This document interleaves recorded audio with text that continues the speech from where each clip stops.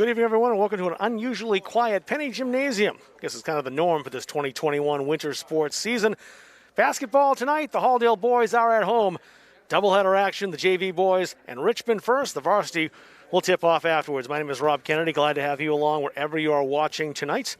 Halldale playing its third game of the season. Richmond, I believe, just the second overall. They had a game against St. Dom's last week. That's been it for those Bobcats so far. For the Bulldogs, as I mentioned, their third game overall. The JVs last played here at home and a loss to Winthrop. That was last Thursday night.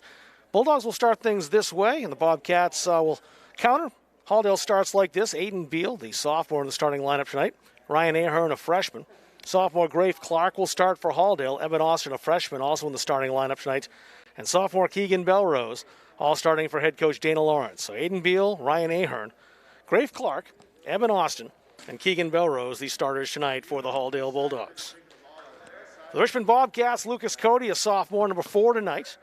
He'll start. Wyatt Cassidy, 5'9" freshman. Saw his name on the varsity roster as well. Hunter Mason there, too. He starts the JV game tonight, a 5'7" freshman. Chance Taylor, a 5'6" junior. And the big man down low, Adam Vodacek, a 6'3" junior, starting for Richmond tonight. They're coached by a Richmond alum, Zach Maseglia. Played for the Bobcats, graduated back in 2017. He's over on the bench tonight in a coaching role. Teams taking the floor. Halldale in the home whites. They'll attack the basket down to my right.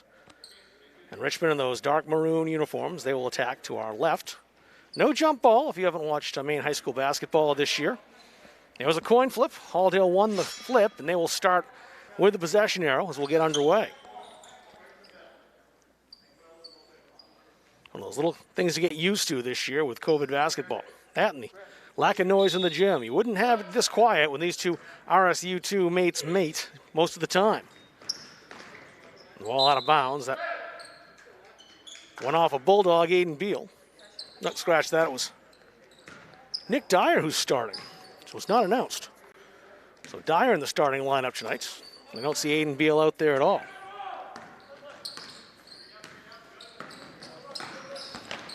Bobcats with the basketball. Vodacek a shot. Off the rim, no good. Underneath, Clark had the rebound, but under pressure from Lucas Cody. Dribbled out of bounds. It's Bobcat basketball. Chance Taylor looking for options for the Bobcats. He's got one on Hunter Mason launching a 3. That's close, but no. And the rebound fought for. And the mask fell off, I believe, is the issue. Something's down on the floor. Was it a mask or was it not really sure what it is.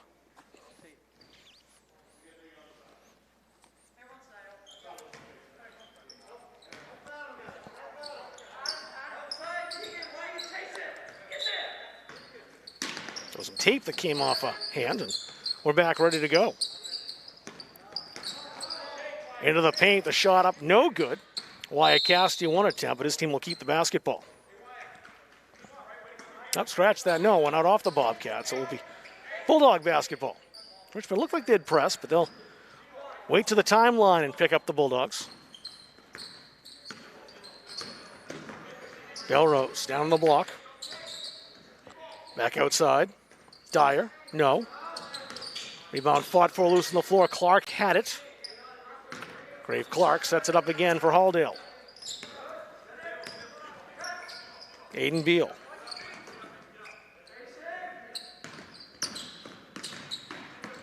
Stolen away. Here comes Chance Taylor. Taylor passed outside. Mason the long 2. Got it. First basket of the contest goes to the Bobcats.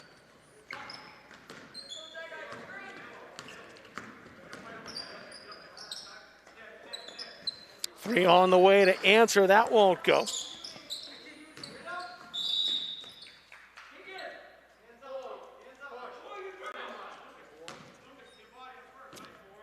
Lucas Cody called for the foul.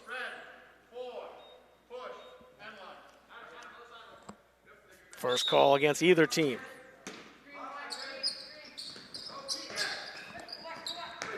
Dyer outside. Tried to penetrate. Handed off instead, Evan Austin. Belrose down low, used his size, won't fall for him. Vodacek the rebound. Belrose the steal, and he's got it again. Beal had his pocket pick. Chance Taylor with the quick hands. Beal has it again. Went sliding. Taylor had a hand on it. I think both players expected a whistle that didn't come. A traveling call now. We'll see some subs come into the contest. Wholesale subs coming in for Halldale. Zach Brown and Nick Brown have come in. Nick Dyer in the contest.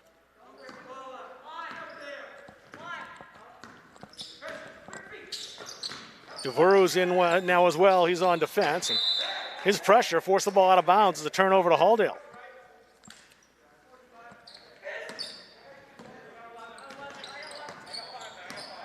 Nick Brown handling the basketball for the Bulldogs after 5 new players in for Halldale and Coach Dana Lawrence. DeVuru lost the handle. Cassidy on the floor has it, holds it. Now it's held. And the arrow favors the Bobcats.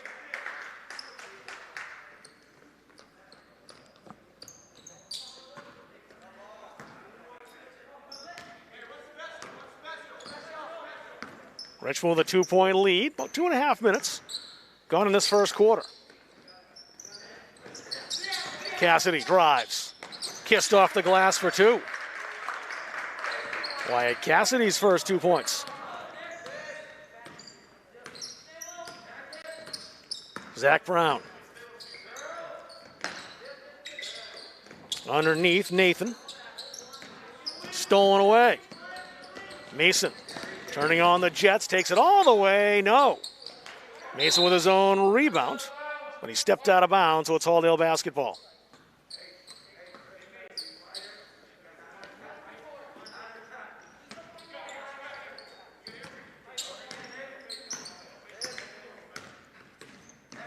Nick Brown. Watched by Taylor. DeVuru kicked back outside to Ben Nathan. Toward DeVuru again. It was stolen away. Hunter Mason, the quick hands. Cassidy, the freshman, handling the basketball. Surveying the scene to set things up. Try to get it underneath. Mason will shoot from the elbow. Off glass, no. The rebound, Vodacek. And a foul called. First one in the ball game against the Bulldogs. Ben Nathan. Judge guilty, excuse me.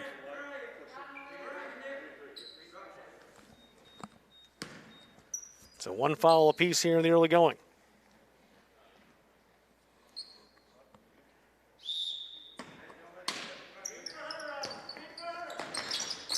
Cody got his man in the air. Nathan steals that pass through the paint. Nick Brown saw some daylight, exploited it, and had it blocked. Taylor did that legally. Got the hand in and make a nice steal. Cassidy really looking to get inside, and his route cut off. Mason switches hands. He'll exploit some daylight. Off the pass, Cody, no. Rebound fought for. Winner of the fight, Hunter Mason. He scores again. First 6 points of the contest go to the Richmond Bobcats. They lead by 6 halfway through the first quarter on Munzing Media. Don't feel like cooking dinner? Call Capsa's Pizza in Farmingdale. You can make the whole family happy with our award-winning pizza, sandwiches made on fresh baked bread, delicious nachos, or salads made to order. And don't forget the whoopie pies. We pride ourselves on fast, friendly service and an overall experience that's better than you might expect from a pizza place. So order Capsa's tonight. Pick it up, have it delivered, or enjoy our dining room. Give us a call at 582-0522 or enjoy the convenience of online ordering at capsaspizza.com. With our games coming up, a busy day right here at the Penny Gymnasium. On Saturday, a doubleheader. JV girls and boys playing to start things off. That's at 1 o'clock in the afternoon. Maranacook in a makeup game coming here to Farmingdale. Then the nightcap, JV boys, the Gardner Tigers, making the short trip across town. They'll take on Halldale here at 5 o'clock for the JV, 6:30 for the Varsity. Looking forward to that great afternoon and evening of basketball right here on Munzing Media. And literally right here at the Penny Gym in Farmingdale. First 6 points of the game tonight, the JV contest scored by the Bobcats. The Bulldogs out of the timeout. Looking to get on the scoreboard. Nick Brown. Penetrate, went off his foot, however. Lost the basketball to Mason. Mason. Veru stopped him and forced him back. Cassidy. Looking around, out comes Nick Brown. Very aggressive defense, slows Cassidy down. Mason's got 4 to the 6 points for the Bobcats. He passes off to Cody. Mason again. Vodacek took a look. Richmond patient here, looking for the shot. Cassidy underneath. Got fouled, he'll go to the line. I'd like to get Zach Brown on this. See if the 3 fingers come up. And it is on Zach Brown. First on Brown, Wyatt Cassidy at the line. He's got a couple here. Hits the first.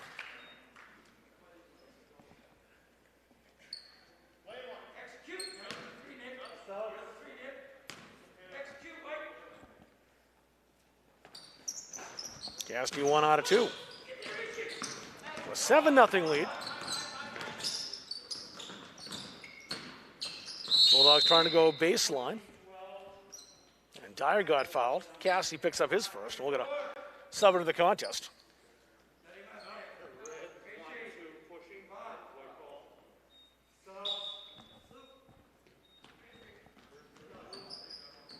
Coleman Kresser coming in now for Richmond.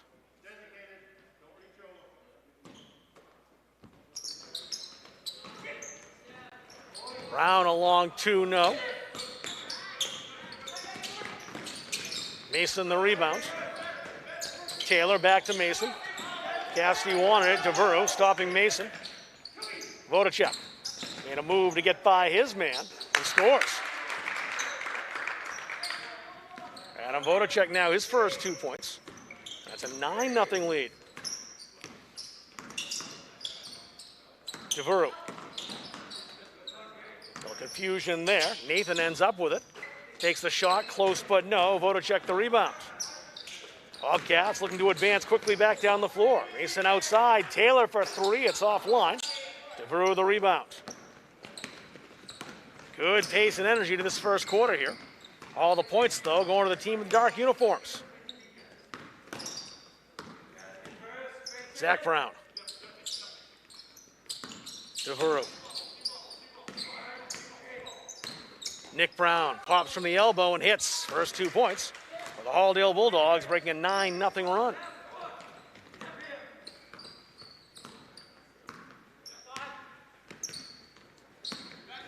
Cassidy back in the front court with under 2 minutes to go in this first quarter. Give and go from Vodacek. Nicely saved by Cassidy. Good hustle. Mason. Kresser. His first shot won't go. Fight for the rebound. Brown may have double dribble, but he maintained possession. He'll take it all the way. No, passed outside. And that won't fall for Nick Dyer. He's got Frenetic there for a moment. Taylor. Mason scoops, no. Got fouled on the way by. They'll get Ben Nathan for that. Scratch that. It was Zach Brown they got. That's his second foul.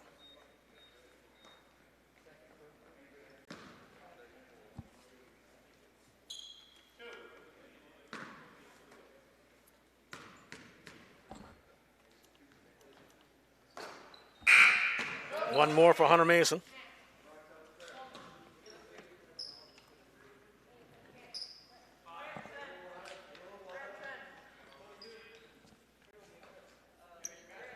Grave Clark back in the game now. Breton Lucas is checked in for Halldale, number 10.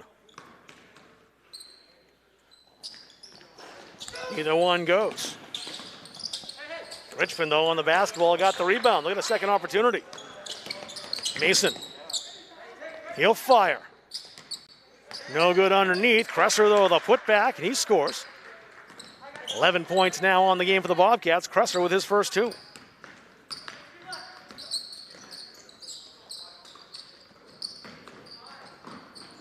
Back outside, 3 on the way, 2 strong. Rebound volleyballed around. was knocked out of bounds, last touch by Kresser. Max Vaselli in now.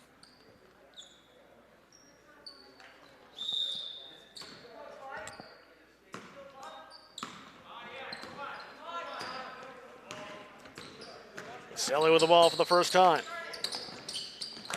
Vodacek. Lost the handle. Belrose with the rebound. Beal.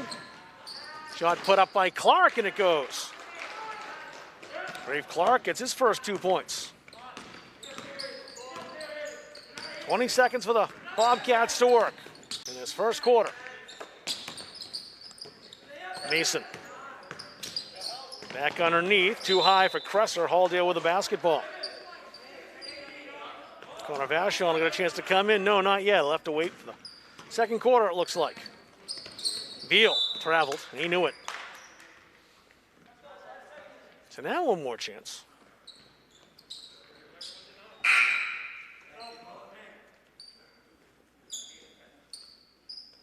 Vachon in the game, and Lucas Cody will have a seat. Vaselli with the clock ticking, 5 seconds, 4 seconds. Vaselli, the jump stop. An offensive foul call with 0.2 of a second remaining. Won't do the Bulldogs much good with that little time left, but they foil Vaselli.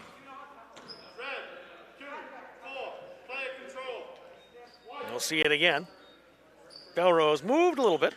Player control foul called. As mentioned, the Bulldogs not enough time really to do much with that. And they're down 7 after one quarter here in Halldale. The Richmond Bobcats with a lead on Munzing Media.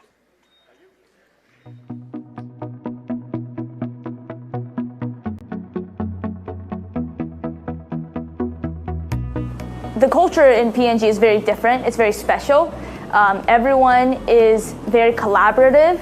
Everyone is very honest, and they want to help you succeed.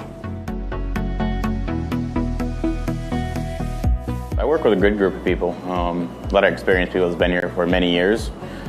Some people that I work with have been here for 30 plus years. You have the tools to learn, the necessity to drive you forward, which are great.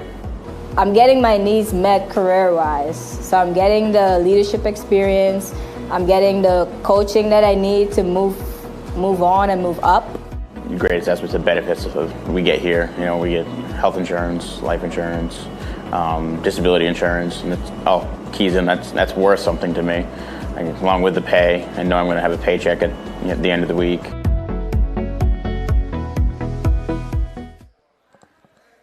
Bulldogs start with the basketball down 7 points. We enter the second quarter. Glad you're joining us on Munzing Media. Live from the Penny Gymnasium. This is the JV game. Boys varsity will play after this one, and we'll keep it right here, by the way, too. We're not going to switch a screen here or a stream on Facebook or anywhere else. We'll just keep this running and take a break between games.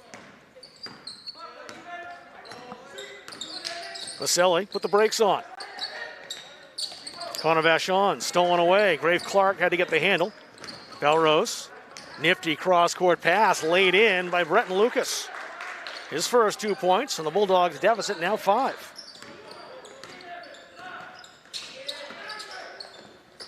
Four straight now for Halldale after they were down 11-2. Kresser for 3, no good. Rebound battled for. Vachon puts it up and in. Connor Vachon, 2 points now on the night. A 7-point lead once again for the Bobcats. Breton Lucas. Screen set by Eben Austin. Lucas went around it the other way. A traveling call. Lucas just one too many steps. And we'll see that again, and that's steal. Grave Clark doing a good job just keeping possession there. And watch the Belrose pass as well. Breton Lucas finishes it off nicely for Halldale.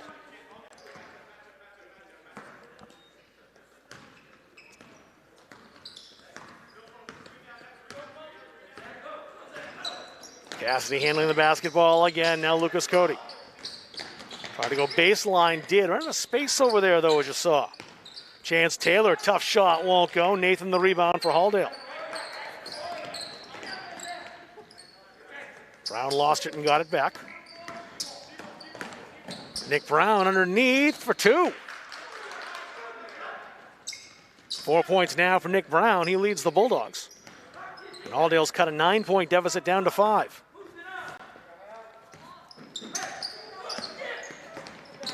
Cassidy has a man behind him, Vodacek. He'll spot for 3. The Rainmaker, no. Vodacek followed his shot. However, there he is again. And that won't go either. DeVero on the rebound. Nick Brown again. To Zach Brown. Close, but no. The rebound. Taylor for Richmond. Yes, here he comes. Vodacek wanted it. He called for it. Has some daylight over there. Exploits that for 2. 4 points now for Vodacek.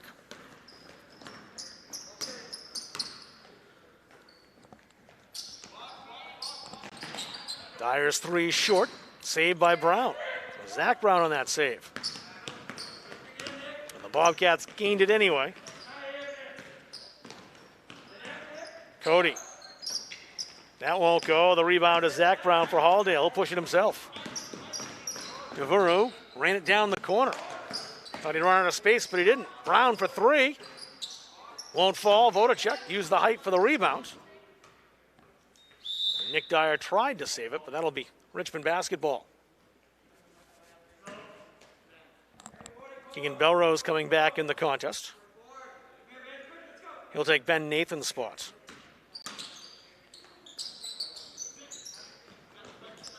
Halldale kept the basketball there. Thought it was going the other way. Tavuru. Baseline picked up by Cassidy. Slid a little bit there. Double coverage, couldn't get a good shot away. It was a tough one for Rishi to take.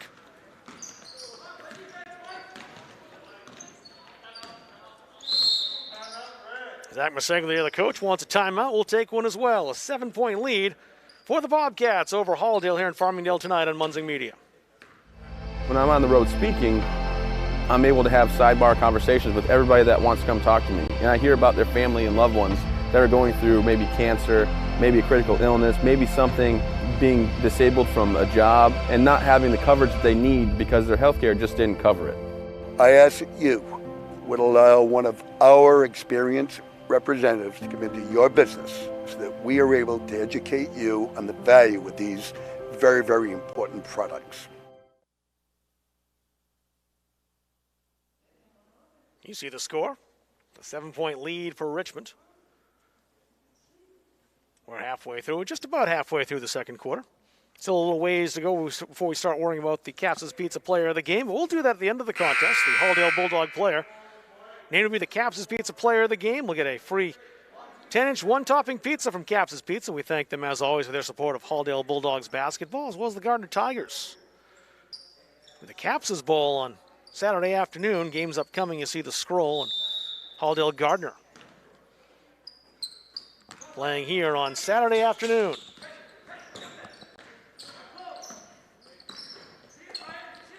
Bobcats with a basketball. Cresser all the way back. That was a nice keep by Hunter Mason. Chance Taylor back outside. Cresser again.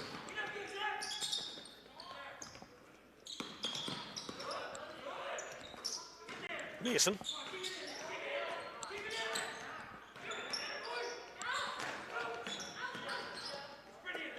Cresser. Richmond really spreading the floor nicely. They got some daylight now for Taylor to exploit. That won't fall. Zach Brown the rebound. Number 3 will take it up court himself. Belrose. Brown again. Belrose was calling for it. It was knocked away by Lucas Cody. Ryan Ahern into the contest now.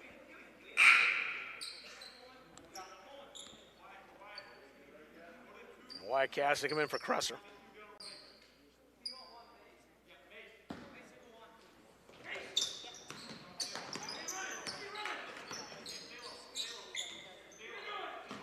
Nick Brown. Dyer. That was off Belrose. It's a turnover to Richmond.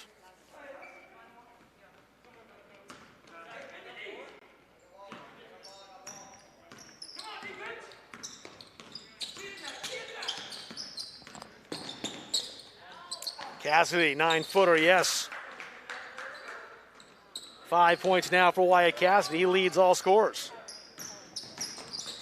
Dyer underneath to Belrose for 2. Quick answer for Halldale. Keegan Belrose on the score sheet. Cuts that deficit to 7 once again. Mason outside to Cody. High arcing shot won't go. Looking it back outside. Taylor for 3. No. And the rebound to Dyer. Scratch that. It's Ahern. Ahern stepped on that baseline. Kind of fell out of bounds. That turns the ball back to Richmond. Nathan back in for Belrose.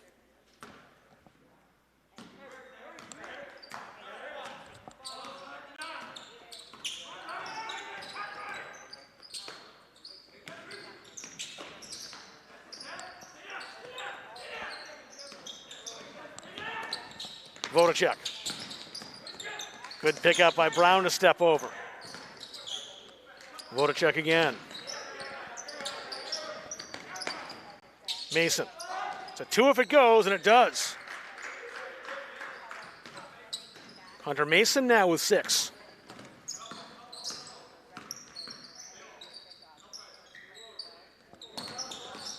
Dyer. Tough shot, but he got it. And the Bulldogs answer back again, and once again a 7-point lead for Richmond.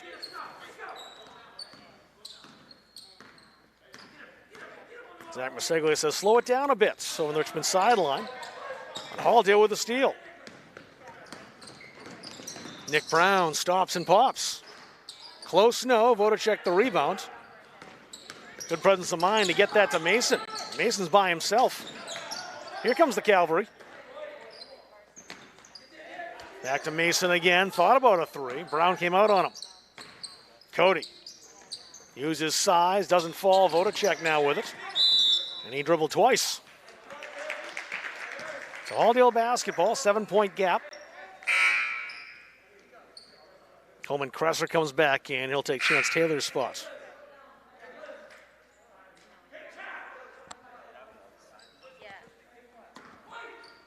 Evan Austin back in now for Halldale, number 20.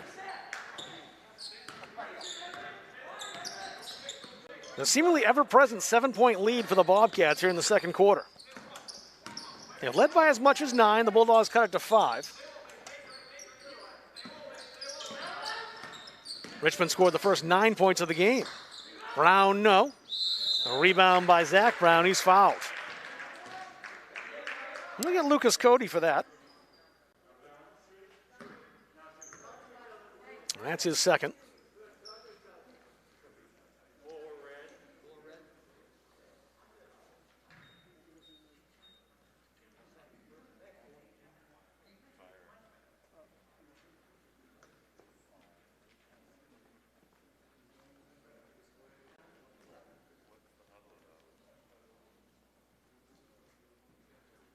Deciding how many shots, I suppose, that Zach Brown's going to get here. So he's got 2 coming.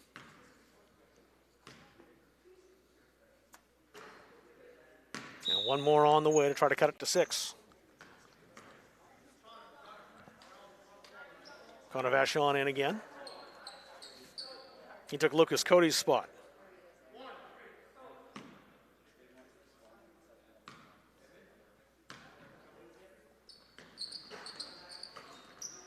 Either one falls for Zach Brown.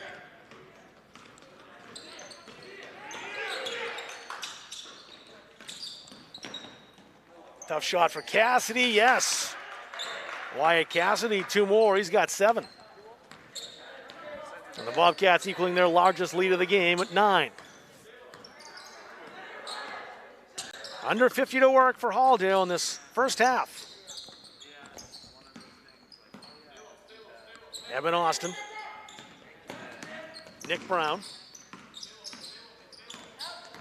Aaron sets the screen.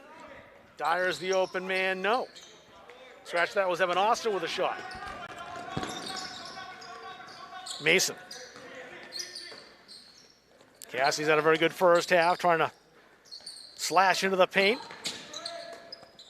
Vodacek open, went baseline. Nathan got a block from behind. That was kept in nicely by Ryan Ahern. 10 seconds for the Bulldogs to cut into this 9-point gap. Brown all the way, no. Rebound fought for. Ahern has it, 3 seconds to go, can get the shot away. He does, won't fall.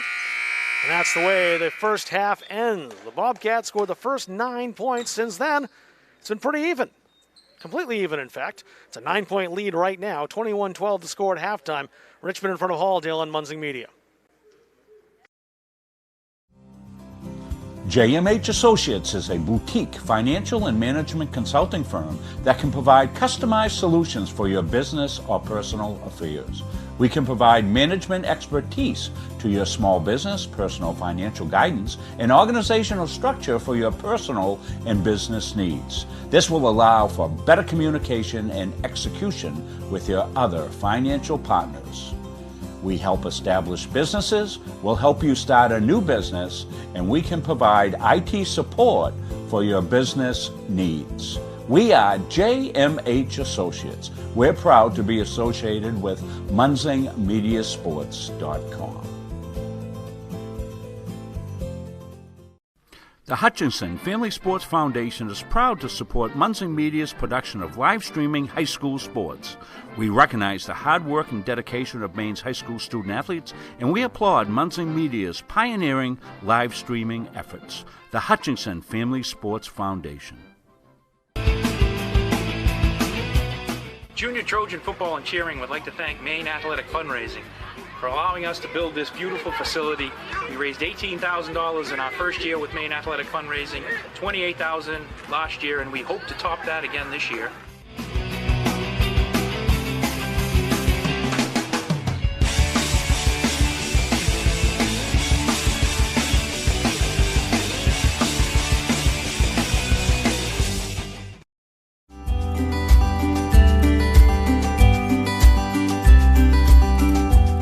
I really love working at P&G because of the impact that I'm making on my community. Once a year we will shut down our facility, and it's really cool because at that point we have close to 400 people that are spreading out over the community, helping out all of these nonprofits. It's just a great day where we all get together and help the community, and we all have fun, and it's just rewarding to be able to give back and help other people. So that was something that we're really glad that they started. And then shutting the whole plant down and do it as a group is a big deal also. Everybody here looks forward to that day. It's I don't know, it just energizes everyone knowing that we're going out and we're truly helpful out in the community. And we donate, we shut down our plant for 2 days to be able to leverage all of this manpower to go out and accomplish things that some companies say they can't even get done in a year with the volunteers they have. So we go out in 1 day and for several hours, go out there and do it. And people are just so excited when they know that we're coming to do that and ask us that year, can you come back and do this again? This is great. So it's a really good sense of pride at every level throughout that day of caring, no matter where you go out in the community. Everyone is very excited about it.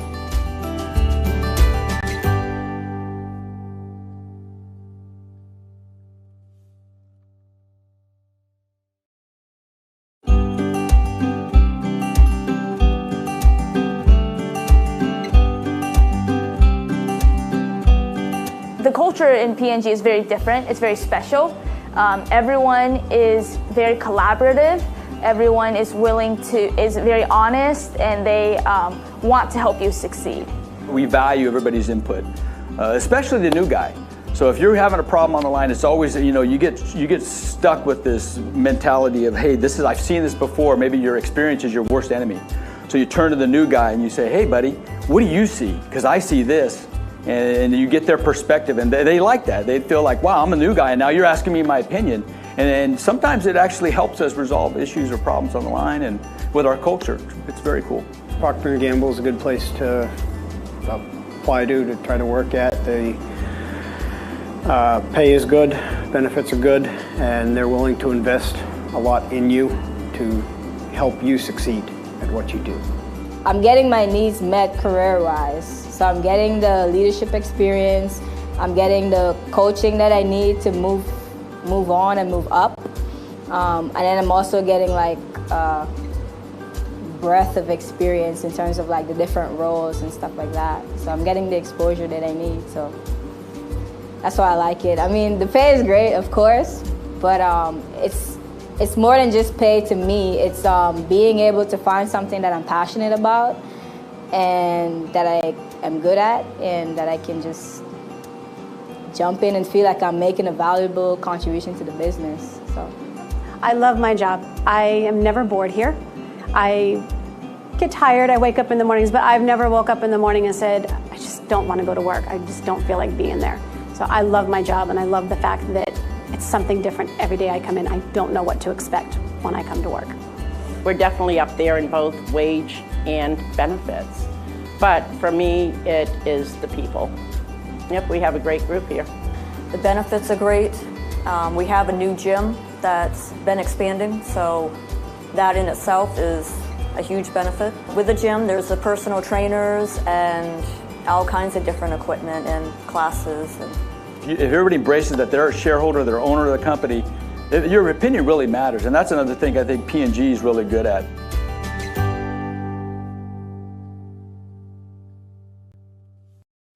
Hey everyone, Travis Mills coming to you today to let you know more about CBU benefits and the plans that we offer. We're going to talk today about the accident plan and why it's so important for you to have the coverage that we offer. So one of the things with this accident policy that's really important is that a lot of people don't even understand how it works or how to use it. People think, well, I'm never going to get injured, I'm never going to get hurt, so there's no reason for me to really have it. But statistics tell us that over 40 million people are in an accident every single year in the United States. And why that's so important is it's not just for the car accidents. If your kids are hurt on a playground, if you're hurt lifting something or out doing some kind of activity, there's always a need to claim on an accident policy. Whether you're a child or into the later years of life, there's always the need for an accident policy. Thanks so much, Alex. I appreciate that. For more information, visit cbubenefits.com to get yourself protected from life's unexpected events.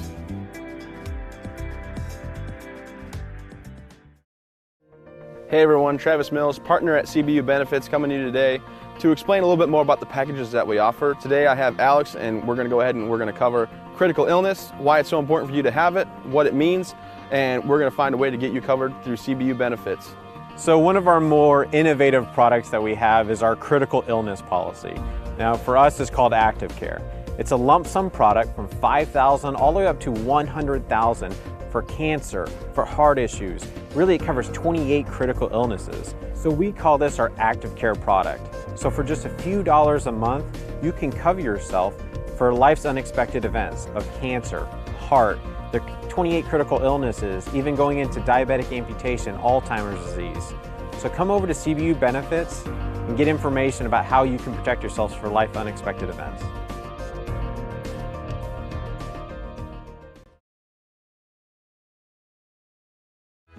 Hey everyone, Travis Mills here again, and we're going to talk about the cancer plan. I have Alex, and he's going to explain exactly what the cancer plan is and why it's so important for you to have it. So our cancer policy covers so much more than people don't even think. It's not just for those critical cancers that you have. Our policies cover everything from skin cancer all the way to the intense things that you're going to need down the road for years and years and years. When it comes to surgeries, radiation, chemo, holistic approaches, it also covers transportation. You know, a lot of people think that just an even game here, save for the first few minutes. The first few minutes belong to the Richmond Bobcats. They get out to a 9-0 lead, and they lead by 9 here at halftime in Farmingdale. Like I said, 12-12 the rest of the way, but that hot start for Richmond is the reason why they lead by 9. Let's take a look at the rundown of individual stats, starting with the Bobcats. Wyatt Cassidy leads them with 7 points. Hunter Mason with 6 points on the night. Adam Vodacek with 4. Connor Vachon and Coleman Kresser each with a couple of points so far for the 21 points scored by Richmond. Halldale looks this way. Nick Brown leads with 4 points. 2 for Nick Dyer, 2 for Brett Lucas, 2 for Grafe Clark, and 2 for Keegan Belrose. That is the dozen points for Halldale. Neither team has made a 3-point bucket. The Bulldogs at the line in the first half, 0 for 2. Richmond 1 for 4 from the charity stripe. Varsity game coming up after this one will be a good one as well. Richmond and Halldale played a bunch the last few seasons, while the Bobcats were in the MVC. Played 5 times in all. And had some real classics, especially one here late season at the Penny Gymnasium. It was an overtime thriller. The game that went to the Civic Center as well was also a darn good one, too, in 2018, a 76-70 victory for Halldale that night as well. So they played 5 times. A lot of those games, though, very close. And we're expecting another good one here at home tonight in that varsity contest. And that'll start about 15 minutes or so after the JV game ends. We're going to keep the same stream open. So we're not going to cut away and end and move to a different one on Facebook Live or anywhere else. We'll just keep the stream open and turn the sound down a little bit. You might see the court for some time without sound, but once the game comes back on, believe me, we'll have the sound back up, and Brandon Terrell will join me for commentary. Looking forward to that varsity contest tonight. Good to see Jason Cassidy again as well, the Bobcats head coach. We know him well at Munzing Media. He's, of course, a former Gardner High School coach, and he's done some soccer commentary on Munzing Media for some Gardner games.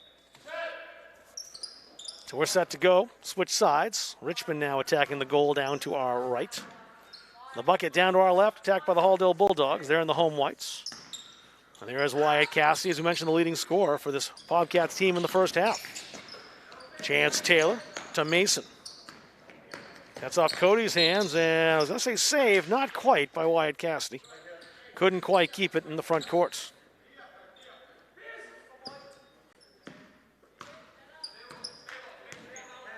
Zach Brown. Underneath Dyer. High arcing shot won't fall. Mason the rebound.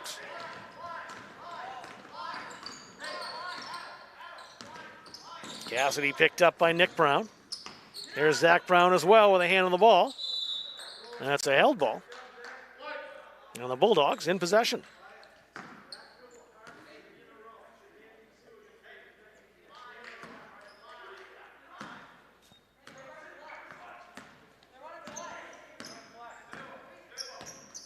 Halldale with it now. Brown to Dyer. Dyer trapped by Cassidy. DeVuro there to help out. And DeVuro fouled as he was moving by Hunter Mason. Just one on Mason. First foul of the second half, of course.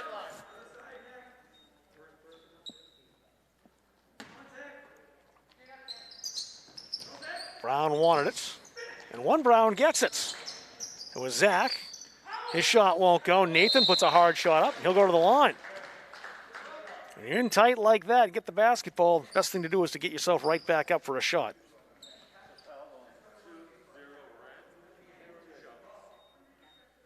Hunter Mason's second foul, and there's Nathan at the line.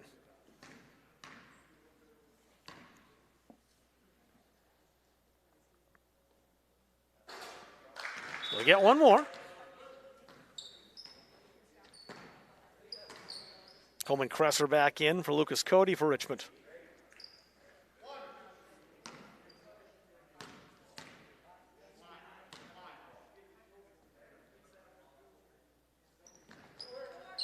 Second one short.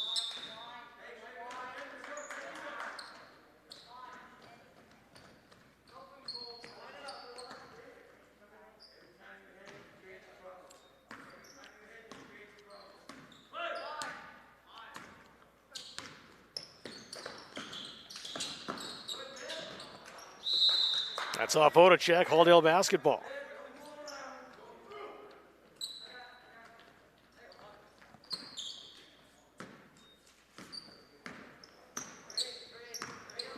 Bulldogs down 8. Still plenty of time left for Halldale, but possessions get bigger and bigger. What they really need to do is to get a field goal to generate some momentum. Won't be this trip down the floor as that's stolen away. Here's Hunter Mason now. Dribbled into traffic, lost the handle. Great save to keep that alive by Chance Taylor. Mason into the paint, dished off. Shot won't fall for Kresser. Looked nice on the release, just clanged off the inside of the rim. Long two won't go. Nathan the rebound. Got fouled from behind, I think. Vodacek was there. I think they'll get a 3-4 on that. If I'm mistaken, it was Wyatt Cassidy on the call.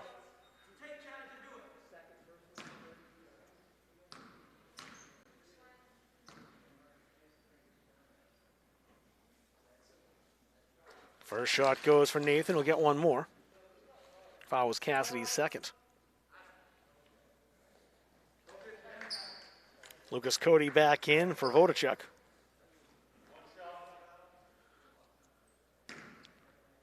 Nathan can make this a 6-point game.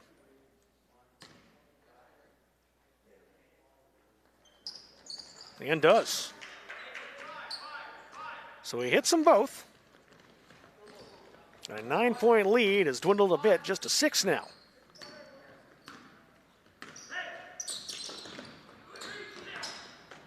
Mason.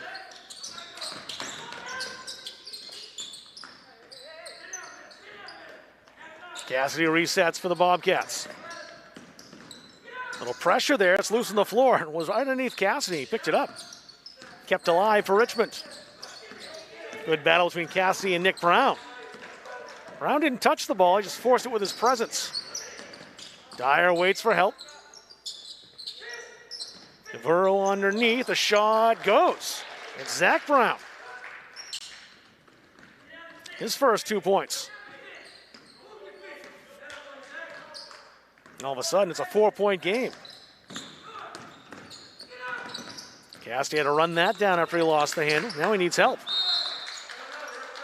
And a timeout called by Richmond. Zach Masegler, very alert, realized his team was going to lose possession and needed a break. As we'll see the replay on that Zach Brown shot. That'll take us to break with Halldale by 4 on Munzing Media.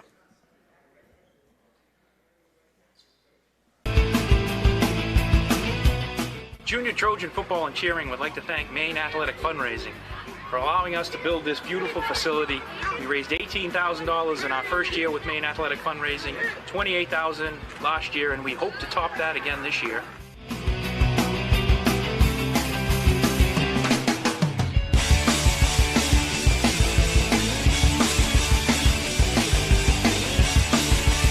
The Hutchinson Family Sports Foundation is proud to support Munzing Media's production of live streaming high school sports. We recognize the hard work and dedication of Maine's high school student athletes, and we applaud Munzing Media's pioneering live streaming efforts. The Hutchinson Family Sports Foundation. Halldale on a 5-0 run here in this third quarter to cut a 9-point deficit to 4. Bobcats have never trailed. Got out to a 9-0 lead in the first quarter. And really, it's been a 7-point game much of the time since then. They led it by 9, Richmond did at halftime, and the Bulldogs have been strong here in the third. So a big possession for Richmond to stop the Halldale momentum. DeVero with a steal. Bulldogs to Brown. He's by himself.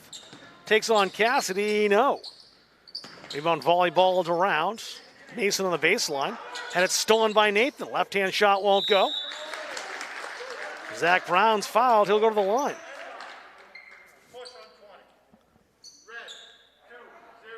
That's Hunter Mason's third. It was not during the shot, though, so Bulldogs aren't going to shoot. Nathan on the inbounds, and it's a 2-point game. Ben Nathan now with 5 points.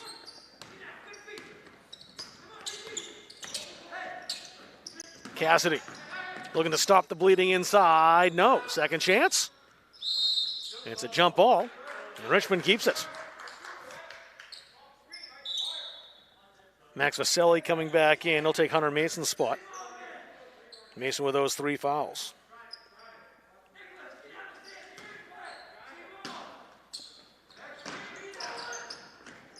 Vaselli wide open. Shot won't fall. Brown had the rebound, lost it. Cassie underneath. And they'll get Nick Brown, it looks like. Zach Brown's got 2. That's just the first foul on Nick.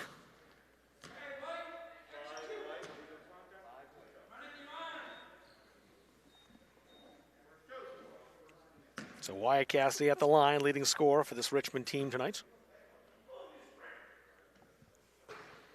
And he'll get one more. Restored the 3-point lead, trying to make it a 2-possession game here on this shot. And he hits them both. Wyatt now with 9 points to lead all scorers. Nick Brown. Handed to Nathan. a long way out. DeVuru. Zach Brown. Good defense by Cody. Bulldogs start over. Nick Brown needs help and has it from Nathan. Ben Nathan doubled. Vaselli came out on him. DeVuru. Dyer the shot. And the rebound, Vaselli. Halfway mark of this third quarter, a 4-point Bobcats lead. And Richmond with the basketball. Vaselli outside. Cassidy drives in the paint. Close, no. Cody on the rebounds. Vaselli setting up, got some space to penetrate. His scoop won't go, almost. But he'll go to the line.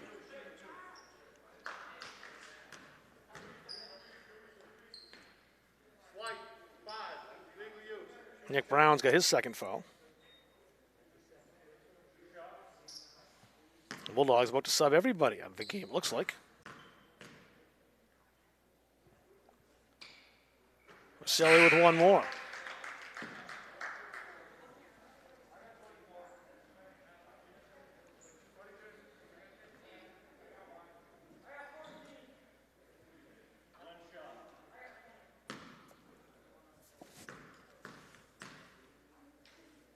Vaselli for a 6-point lead, and it won't fall, but he's got the basketball. Thrown into the back court. Aiden Beal for two. Didn't think that was going to fall for him. He was in a little deep, but he did get that to drop. Aiden Beal's first 2 points. And a 3-point contest again. Vaselli. Taylor underneath, got fouled. Here's that shot from Aiden Beal. A little confusing for a moment. He's got 15 on the back of his jersey and just the 1 on the front as the 5's covered up by tape. Try not to confuse him with Grafe Clark out there. First one's good for Chance Taylor. He's got one more.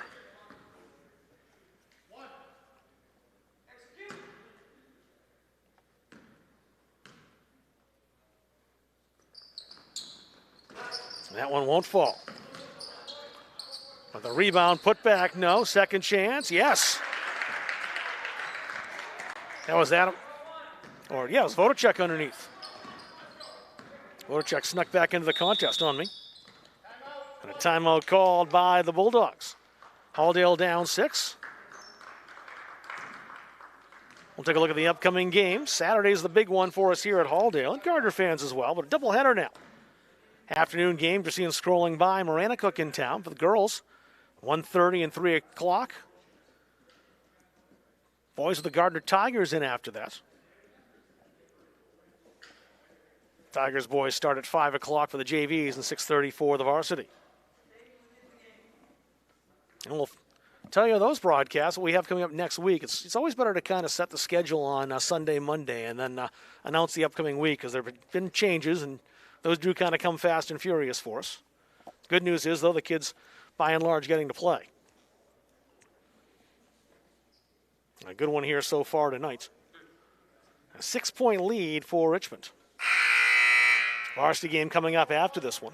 That'll be a good contest, too, between a couple of teams that would normally be getting set for the tournament right around now. Instead, they're playing their third and second game of the season. Actually, yeah, it is third and second. Bulldogs had some cancellations early on. They've had a couple in the last week. Ahern with the basketball. Trying to get by Vaselli. Max won't let him pass. Eben Austin. Beal. Clark. No way around Cody. Belrose.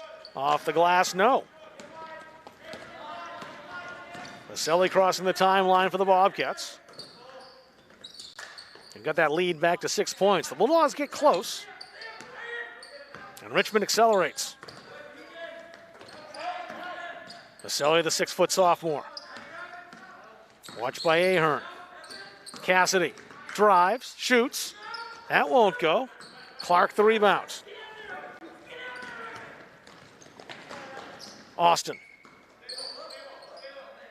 Setting up for Halldale. Beal. Inside. Austin. Tough shot. Doesn't fall. Cassidy the rebound. Had to save that too as he was the last to touch it. And did well to keep that alive for Richmond. Under 2 to go in the third quarter.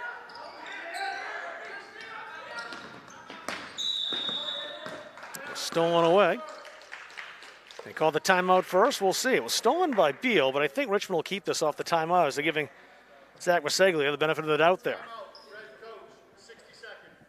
So we'll step aside for a break as well. A 6-point lead for Richmond on Munzing Media.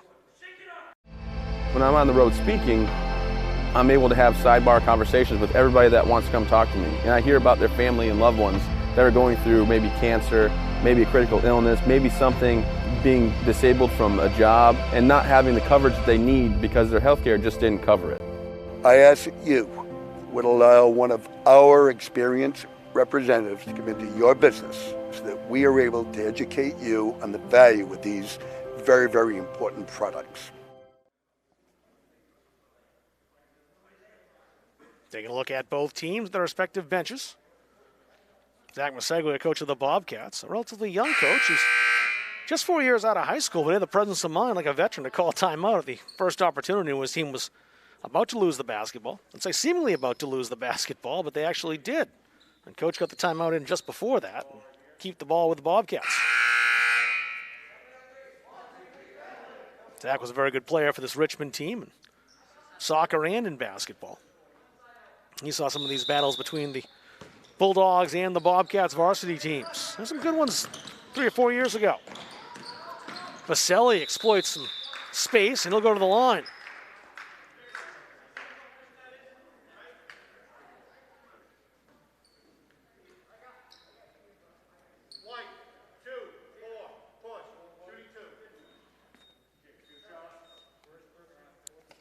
Fouls the first on Devereaux.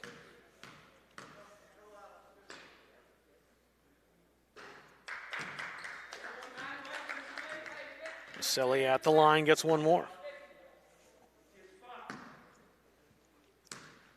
They're making an 8-point lead. And he's got them both. Richmond now 7 for 12 from the line. And most importantly for the Bobcats, they've stretched that lead back to 8. And a traveling call called against Devereaux, who was sandwiched between two Bobcats, Vaselli and Cassidy. That pressure defense paying dividends for the Bobcats.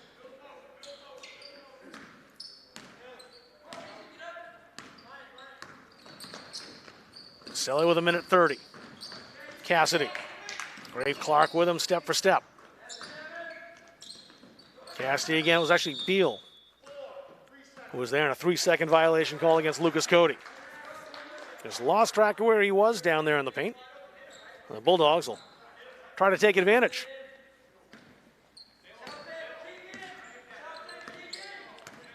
Beal around Belrose screen.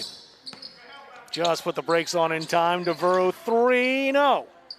And the rebound wrested away by Lucas Cody. Vaselli with 1 minute to go in the third. Cassidy left it on the floor. It's tied up. And Halldale's got the arrow. And 55.6 seconds left to work. You see that time on your screen? We are synced into the Halldale clock, so that time is official. In case we have a buzzer beater, we can go take a look and see. The player got that off in time or not. Belrose chased it down but couldn't save it. Hunter Mason back in. Mason takes Wyatt Cassidy's spot.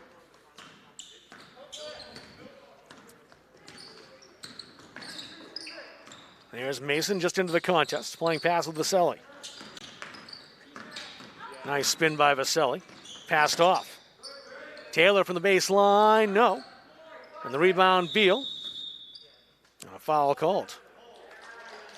Look at Lucas Cody for that. That's 3 on him. Now 5 fouls against the Bobcats. Halldale assessed for 4 here in this half. 20 seconds left in the quarter. Clark thought about the give and go, lost it. Cody. Can he save it? Not quite. He knocked that off Hunter Mason. Right off the head of Mason, in fact. No good deed going unpunished as a hustle play to try to save it by both players. Ends up off Mason's head and off the back wall.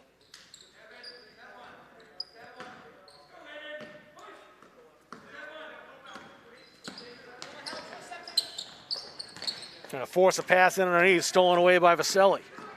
Vaselli went right around his man Evan Austin to score at the buzzer. And it's a 10-point lead now for Richmond. That is their largest as we head to the fourth quarter here in Farmingdale on Munzing Media. Don't feel like cooking dinner? Call Capsa's Pizza in Farmingdale. You can make the whole family happy with our award-winning pizza, sandwiches made on fresh baked bread, delicious nachos, or salads made to order. And don't forget the whoopie pies. We pride ourselves on fast, friendly service and an overall experience that's better than you might expect from a pizza place. So order Capsa's tonight. Pick it up, have it delivered, or enjoy our dining room. Give us a call at 582-0522 or enjoy the convenience of online ordering at capsaspizza.com. The Hutchinson Family Sports Foundation is proud to support Munzing Media's production of live streaming high school sports. We recognize the hard work and dedication of Maine's high school student athletes, and we applaud Munzing Media's pioneering live streaming efforts. The Hutchinson Family Sports Foundation.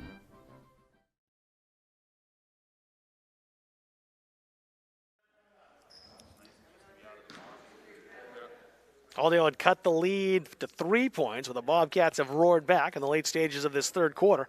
Take a 10-point lead. Balanced scoring on this Richmond team as well. Wyatt Cassidy with 9. Hunter Mason with 6. Mac Vaselli now with 5. Bulldogs being led by Ben Nathan. He's got 5 points. He's back in the contest now. Richmond basketball.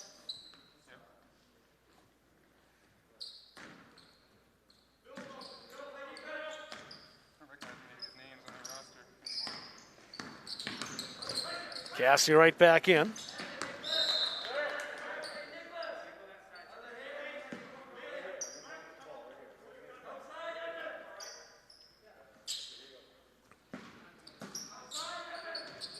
Down 10 points. Every possession becomes big now. A defensive attempt becomes big now for the Bulldogs. They don't have a lot of possessions to give if the Bobcats start scoring points. And Halldale with a steal. Nick Brown. 2 or a 3, we'll see. It's a 3. First of the game. Nick Brown hits and cuts it to 7. He's got 7 points.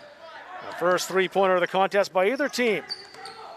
Brown almost stealing that from Cassidy, who runs right into Evan Austin. Austin lost the handle, couldn't lay it in. Brown can't get it to go. Loose on the floor, and the Bobcats have it. The outlet pass to Hunter Mason. He's behind the pack and lays it in. Quickly things change. The Bulldogs with a chance to cut things down to 5. Instead it's 9. And Dana Lawrence, the Halldale head coach, will take a timeout here. And we'll take a look at this three-pointer by Nick Brown. So right there by the arc, just behind it, and he buries it for 3. A big shot for the Bulldogs, but they find themselves down by 9 points. Looking forward to a good one at the varsity contest tonight, Halldale and Richmond. Halldale coming off a 47-40 loss last time out. That was to the Winthrop Ramblers. That was back here on Friday night. Knocked off Winthrop, or rather Monmouth in their opener, 45-34. Richmond just one game, I think, played and under their belt. It was a win. They beat St. Thomas 50-44 last Saturday. We're supposed to play NYA on Tuesday. That game, of course, was a weather casualty due to the snowstorm. All players just happy to be on the court, but especially the Bobcats. It's really raring to go and getting some games in. Just when you get things underway and have a cancellation, it's really tough for the players. So they're happy to be here tonight. That varsity game coming up about 15 minutes, maybe 20 after the conclusion of this one. And we will keep the same stream wide open, so no need to go anyplace. Sometimes we'll switch between the games, but not tonight. Just easier to keep things rolling. Nick Brown towards Zach. Zach lost it, but just kept that in bounds. Allows the Bulldogs to reset. Dyer. Dyer. Guarded by Cassidy. Back outside, Nathan. Brown.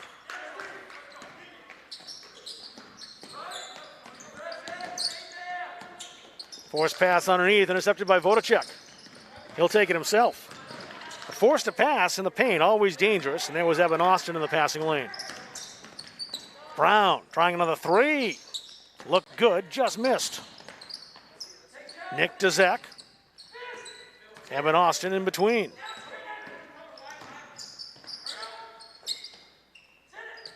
Nathan trying to get inside, working on Vodacek. Hits. Tough shot by Nathan, but he got it to drop. 7 points now for Ben Nathan. And a 7-point lead for Richmond. Under 6 to go in this fourth quarter. Vodacek. Hunter Mason for three. Looked good, not quite. And the rebound to Halldale. Zach Brown. Dyer. Won't save that. Here's that Ben Nathan shot. A tough one, too, over the taller Adam Vodacek.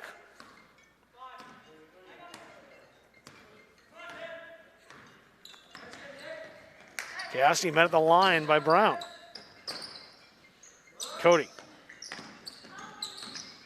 Into the paint. Taking on a number of players. Ben Nathan reached over and I think will be guilty of the foul. Indeed he is. That's 2 on Nathan. Lucas Cody at the line.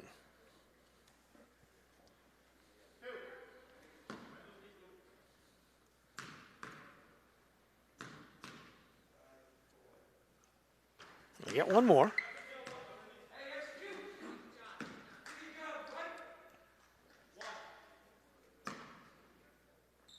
It'll be an 8-point lead if Lucas Cody can hit this.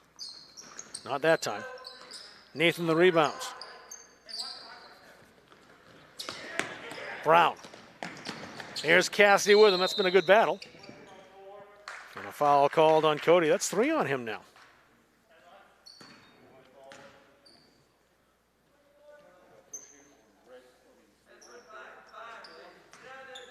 So 6 fouls now against Richmond. 1 more. The Bulldogs will shoot.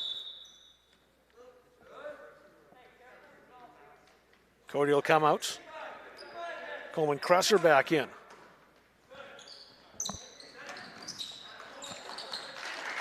That dropped down as well. 2 more for Nick Brown. Halldale's cut it to 5. They've done this before. The Bobcats recovered and extended their lead again. How about now? Mason, big shot. Hunter Mason now with 10 points. And there's Brown off the inbounds to score.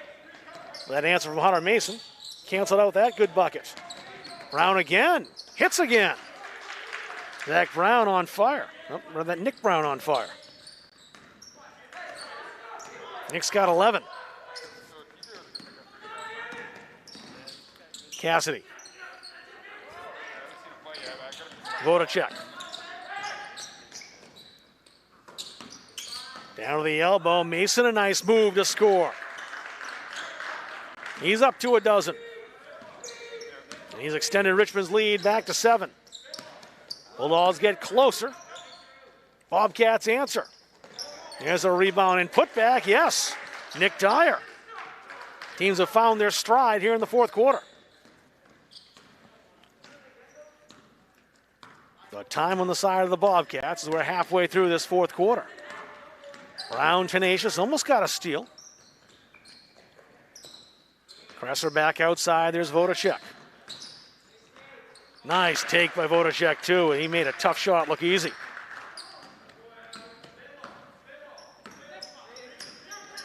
Vodacek's now got 8. We'll take a timeout here as the Bulldogs look to sub. A 7-point lead for Richmond as we get set for the late stages of this fourth quarter here at Halldale on Munzing Media. JMH Associates is a boutique financial and management consulting firm that can provide customized solutions for your business or personal affairs. We can provide management expertise to your small business, personal financial guidance, and organizational structure for your personal and business needs. This will allow for better communication and execution with your other financial partners. We help establish businesses, we'll help you start a new business, and we can provide IT support for your business needs. We are JMH Associates. We're proud to be associated with MunsingMediaSports.com.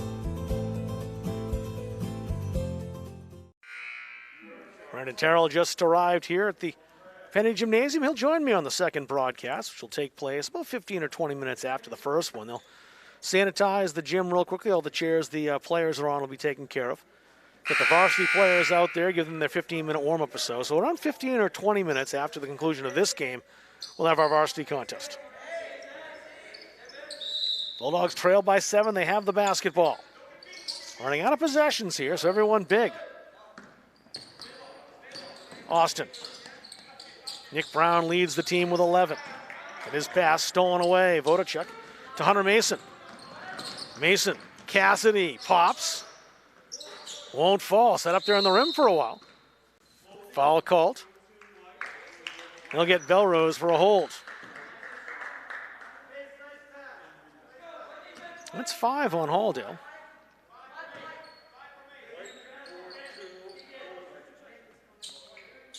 Just the first on Belrose. Each team now with 6.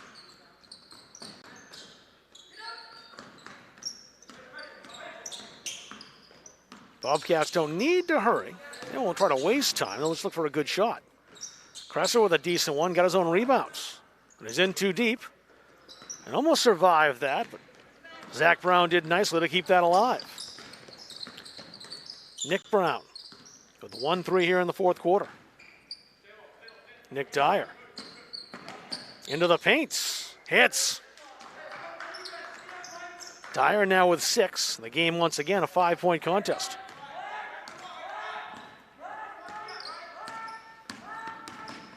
Cassidy. The Bulldogs will take that back. It was through Kresser's hands. Got some subs coming in. Though not yet. It's one thing, the reps don't always see it because they don't report to the scorers table. Not this year. Belrose. Tough shot as he was doubled and couldn't get it to fall.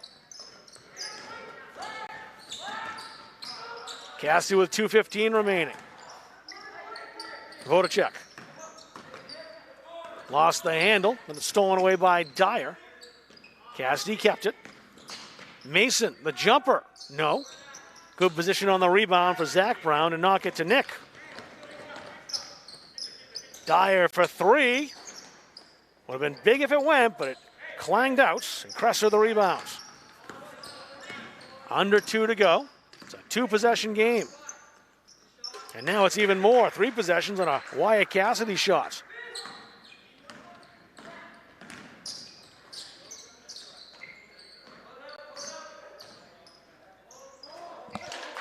And a 3 answered back.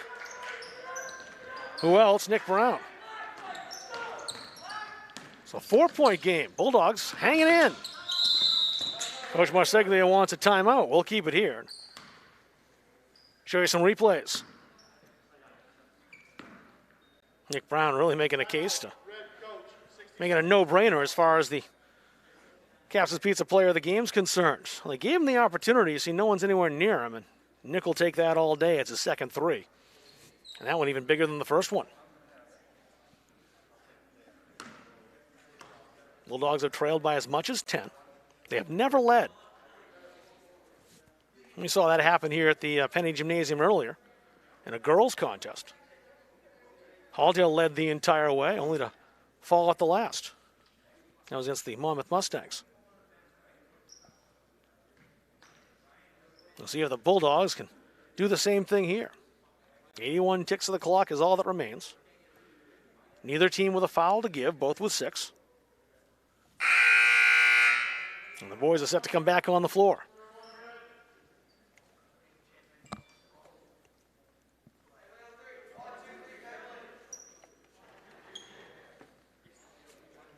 Zach and Nick Brown coming out.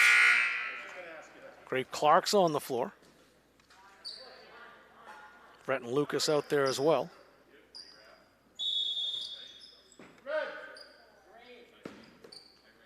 And Nick Dyer. Stolen away. Brown for 3 more. That won't go. Clark may have knocked that away from Zach Brown, and did. It's Richmond basketball. So the Bobcats dodge a bullet off that Brown steal. Halldale pressuring, they need the basketball. Cody. Handled now by Vaselli. Vodacek. Too strong. Went it right down to Mason, though, and that won't fall. A foul called on Grafe Clark. It's a 1-and-1.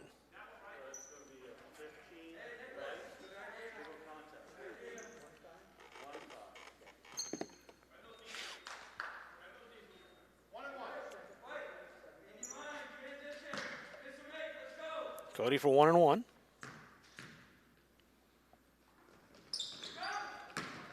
It didn't hit the rim, it's a violation.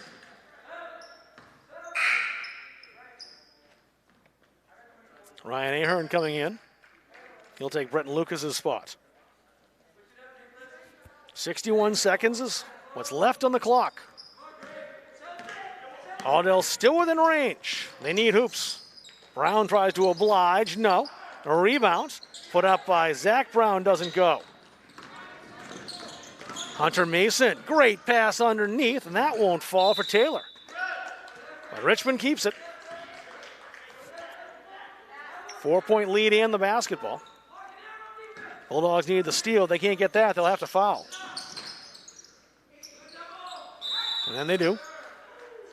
Nick Dyer, I believe.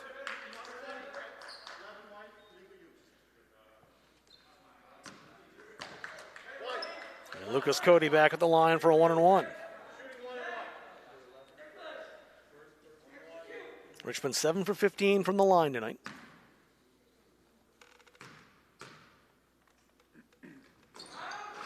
And that one won't go either. Bulldogs basketball, just 40 seconds to work. Ahern. Dyer. Bulldogs don't have a lot of time to waste. Brown. And he traveled, didn't get rid of it. He was looking to go to Grafe Clark, and Clark was covered. Cassidy back in for Lucas Cody. The Bulldogs will need a foul again. They have one more as far as 1-and-1s are concerned. They're bleeding the clock, the Bobcats are. Cassidy hits. That could be the dagger. A 6-point lead, 18 seconds to go. Dyer to answer back.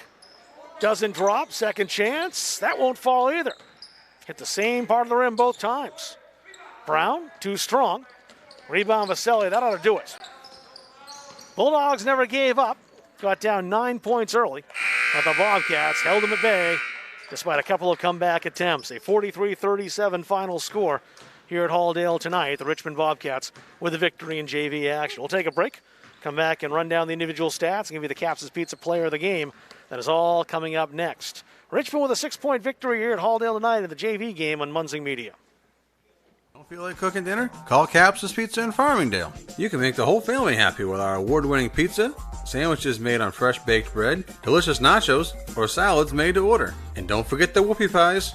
We pride ourselves on fast, friendly service and an overall experience that's better than you might expect from a pizza place. So order Caps' tonight. Pick it up, have it delivered, or enjoy our dining room. Give us a call at 582-0522 or enjoy the convenience of online ordering at capsuspizza.com.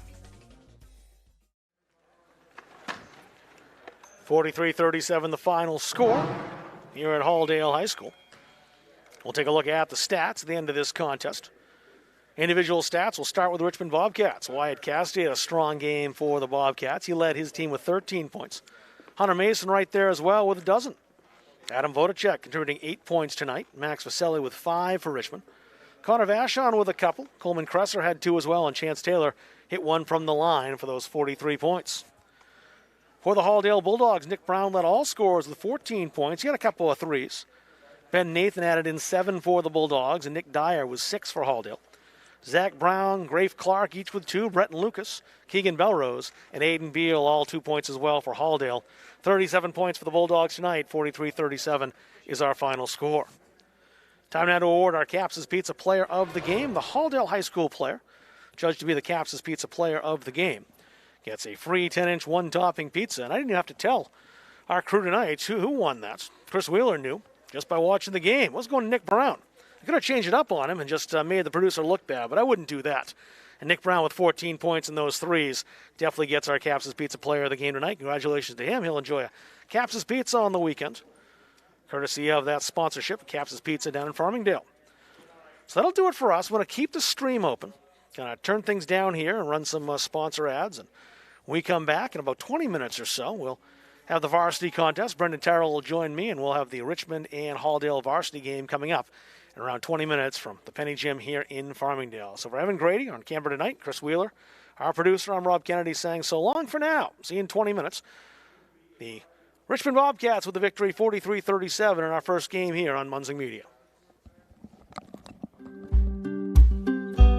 It is a true family here. We all work together as a team. One of the best things about working here is all the different people that you're going to interact with. What you think matters here. The single best thing about working here is, pretty much everyone around here has your back and is supporting you. I think you can always find what you really want to do with a company like Procter & Gamble. They tap into your assets. They really set you up for success and give you opportunities and challenge you every day. The part I love most about my job is the culture here. I love the family feel. I know that I can count on anybody on the production floor or in the offices. Anytime I can count on anybody to do anything or to be there for anything that you need. We all help each other out. Whether somebody needs to stay and cover, or I've covered at night shift, I've covered at day shift. So it's really definitely that whole atmosphere of the one team. It's like a big family outside of your home. We're all one team. We work together. If any of us need help, we rely on each other. This company has treated me well. This is more of a career situation than just a job. So you don't just have to be a technician if you don't want to. You could actually be whatever you want to be. You can find your niche and fulfill it. I think you set your own career path here, so it depends on where you want to go in the company. I think the opportunities are definitely there. You definitely come in setting your own goals, paving your own path to how far you want to go in the company. And like I said, the support's there, the coaching is there. From anybody from the beginning all the way up through management. You come out here to the floor sometimes and you really can't tell the difference. The managers are right there next to us, in the trenches, so to speak, rubbing elbows, and we're getting the job done. We all value each other's input. I work with a good group of people. A lot of experienced people have been here for many years. Some people that I work with have been here for 30 plus years, which is great for your leadership and while you're learning on the floor. You have the tools to learn, the necessity to drive you forward. I did actually have a say, and I was able to help coach other people to get to where they wanted to be. I think that's the biggest thing for me, is the ownership and then being able to help other people to achieve their goals also. I really like to work at P&G because I have the opportunity to grow as a leader, to build skill, and as a bonus, the pay is really great. We're definitely up there in both wage and benefits. But for me, it is the people. Yep, we have a great group here. I think about the importance of my work and how it's helping girls and women all around the country, and that really gives me that strength to plow forward and say, hey, I'm making a difference. We provide for all of North America.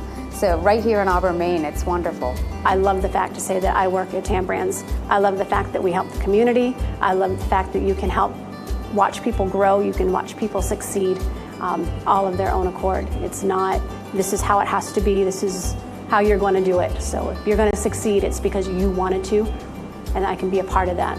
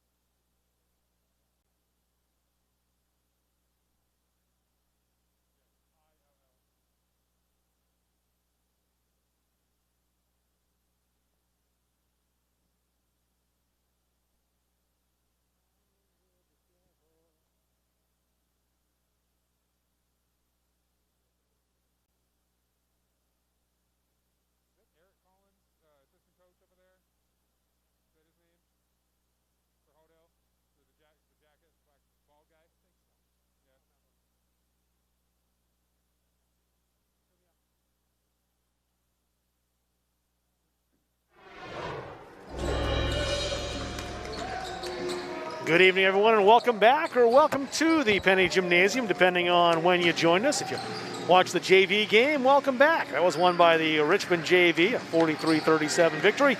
Time for varsity action. The 1-1 Halldale Bulldogs taking on the 1-0 Richmond Bobcats. And so one of the silver linings about COVID, I guess, Brendan Terrell, is that we are getting some matchups we would not have had in the regular season, I don't think. We used to have this one. Richmond was a Mountain Valley Conference member for a couple of years. They're back in that East-West Conference once again. But our close neighbors to the south, the Bobcats, able to make the short trip up here tonight to play their RSU2 mates again. Yeah, of course, Richmond was dominant for years in Class D, and with the reshuffling a few years ago, got shuffled up to Class C, and they've been competitive in Class C, even though they're one of the smaller schools in that bracket.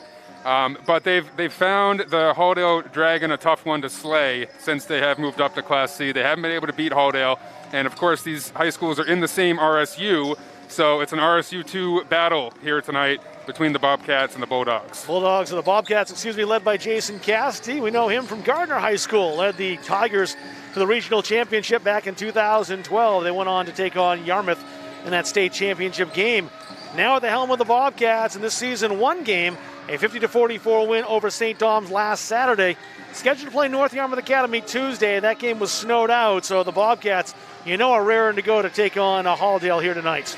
Yeah, you've had school shutdowns due to COVID. You've had snowstorms come through, staff shortages, all kinds of delays and postponements. It's kind of been the running theme of this season, unfortunately. But here we are tonight. Richmond's in the house and about ready to go. Halldale Bulldogs, Chris Ranslow, the coach. Was the coach the last time the Bulldogs won a state championship back in 2005. One of the 3 gold balls for the Bulldogs. The other 2 back in 1971 and 1974. It's a relatively young team overall. They'll start a couple of seniors, but really, you look at this roster, a lot of sophomores, a lot of juniors, and those underclassmen getting some time. Carter Bork will play a lot tonight. TJ Wilson, the sophomore in the starting lineup. So it's a bit of a rebuild for the Halldale Bulldogs a little bit, but they've still got some talent to compete. Yeah, Halldale had such a fantastic run for a few years with the 2,000-point scorers with Alec Byron and Ashton Abbott on those teams. They've had to rebuild over the last couple of years, after those 2 amazing scorers moved on. And, we'll see Alec's younger brother Max in the starting lineup tonight, part of this rebuild. We have TJ Wilson, a transfer student, added, a big addition to this Halldale team. And they're looking to be very competitive and near the top of the MVC this winter. Or, call it an MVC, call it the Central Maine region. Yes, we have to call it the region. Whoever's playing basketball on any given night.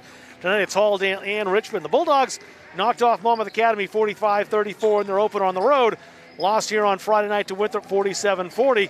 We'll see how things go against the Bobcats. We'll have tip-off coming up for you from Farmingdale and the Penny Gymnasium right after this.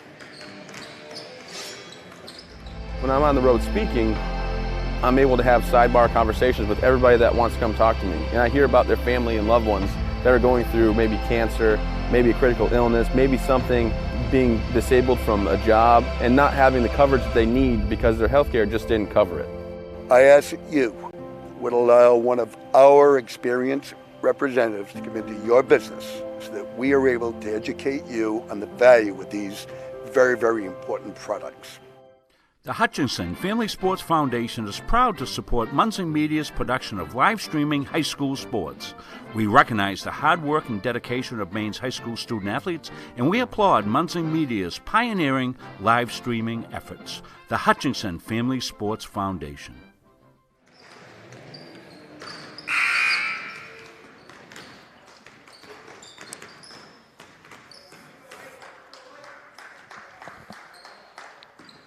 Rob Kennedy, Brendan Terrell back here with you in Farmingdale. Bulldogs and Bobcats getting set to go. We'll take a look at the starting lineups tonight, starting with the Richmond Bobcats. And they'll start things out this way. Cole Alexander, number 2, a 5'7" junior, will start tonight. Connor Vachon, a 6'1" junior, wears number 11 for Jason Cassidy's Bobcats. Max Vaselli, with 6 points against St. Dom's. He's a sophomore, starting for Richmond tonight, number 24. Caleb Dinsmore, the big guy down low, 6'3" senior, wears number 25. Led the way with 16 points against St. Dom's, including some outside bombs, a couple of threes for the big man. And Andrew Vachon, 14 points against St. Dom's. He's number 30, a 6-foot senior. So Cole Alexander, Connor Vachon, Max Vaselli, Caleb Dinsmore, and Andrew Vachon, the starters tonight for Richmond. Halldale starts this way. Brenda was mentioning TJ Wilson. He'll be in the starting lineup tonight, a 5'8" sophomore. Ian Stebbins, a 5'8 senior, was number 4 for Halldale. He'll start tonight. Max Byron, 13 points against Winthrop last time out. Number 10, the juniors starting lineup for Chris Ranslow. Owen Austin, number 20, a 6'1 senior, had a great game defensively and offensively as well against Winthrop. 8 points offensively. And a number of big plays on the other side of the ball. And Carter Bork, number 25, 6'5 sophomore. Starting tonight for Halldale, so TJ Wilson, Ian Stebbins, Max Byron, Owen Austin, and Carter Bork. No jump ball. You flip the coin, and we'll see who's going to start with things. Looks like the Bobcats will start. I stand corrected. Halldale and White will get the basketball first. TJ Wilson will handle the ball quite a bit for the Bulldogs tonight. He's got it now. Byron. Wilson underneath to Bork. Bork down the block once again, trying to work underneath. That won't go as that shot up over Caleb Dinsmore. Get ready for a good battle between Dinsmore and Bork tonight. It's already setting up. Yeah, Bork listed as 6'5", just a sophomore. You see they go inside to him that first trip down. Vaselli in the baseline to Connor Vachon. Alexander back outside. Vaselli, watched closely by Ian Stebbins. Alexander surveys the scene with TJ Wilson right there in his face. Dinsmore.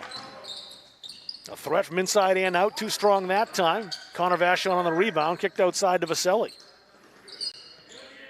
And Byron knocked that out of bounds, or rather Stebbins did. So that pesky defense, on-ball defense by Ian Stebbins. Of course, he's the third Stebbins brother to play for Chris Ranslow and the Halldale Bulldogs, following older brothers Quinn and Austin. Austin was on that team that went to a state game a couple years ago. Ian plays fantastic defense, senior leader for the Bulldogs. Wildcats with 1 gold ball to their name. You'd think they'd have more. They certainly came close a bunch of times. Gold ball in '86, but 5 regional titles between 2006 and 2012. Running to Central Aroostook an awful lot during that time. Andrew Vachon outside to Connor Vachon. No, Connor follows his shot. Second chance. Doesn't go, but he'll go to the line. The Bulldogs pick up the first foul. It's Carter Bork, who just was in the wrong position with Vachon inside. Yeah, you got the sophomore up in the air. Drew the contact. He's going to go to the line for 2. And rarely do you hear it quieter than you just did for that free throw here at the Penny Gymnasium.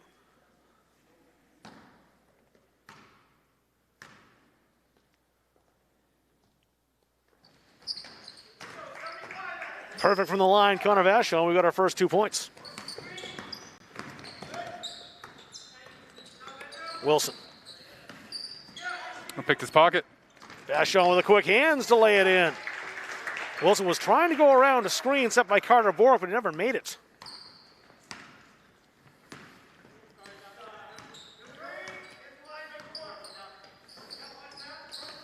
Byron. Up over the top, and they'll get a foul there on Dinsmore. Dinsmore looked like a defensive back in football who was beaten in a long play downfield. Would have been pass interference. Got to get your head around. See the ball. He's taking just a like look a for D-back, it. just like the D-back out there. Wilson the quick shot for 2. Pretty stroke by TJ Wilson. He had a big night in the opener, 13 against Monmouth. Nice baseline inbounds play. The elevator doors opened and closed there. Good execution by the Bulldogs. Gets an open jump shot. Wilson knocks it down. Almost a steal by Wilson there as well. As you see the replay here. Elevator doors close on the defender. Owen Austin sets a good hard screen. Wilson knocks down the jump shot. Yeah, if he gets into the groove, TJ Wilson, look out. TJ will pick up his first foul.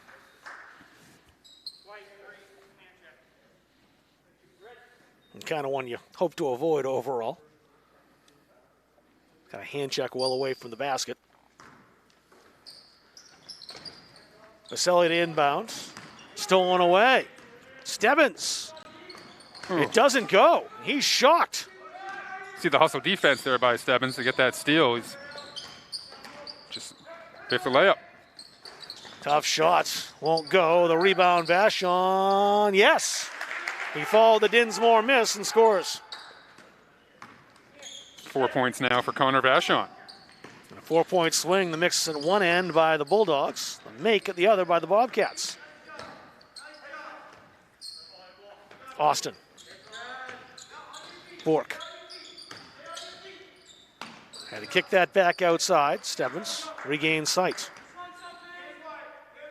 Jackson Leach looking like he'll come in for Halldale in a moment.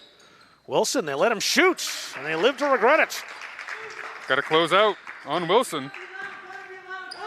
Knocks down the 3 ball, gets Halldale back within a point.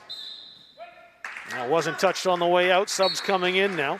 See the replay, they're just playing off of Wilson, just giving it to him. And he says, I'll take it.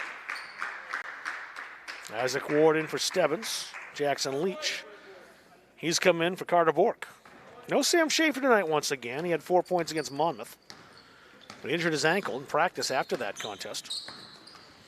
And he's lost for a little bit of time. Won't be playing tonight. Wilson wants some more. Not that time. Austin the rebound. Actually scratched that. That was Max Byron. The Dinsmore closed out hard, hand in Wilson's face that time. There's Wilson again. Yes.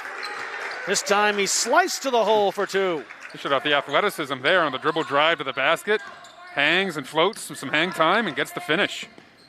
Wilson, all 7 points here for Halldale, take the lead. Vachon. Dinsmore on the baseline. Austin shadowing him. Bullet pass too hot for Vachon to handle. Jackson Leach. That's poked out of bounds. Andrew Vachon got the paw on that. See the crossover here by Wilson. Hangs. Nice touch. Off the window for 2. TJ will inbound the basketball.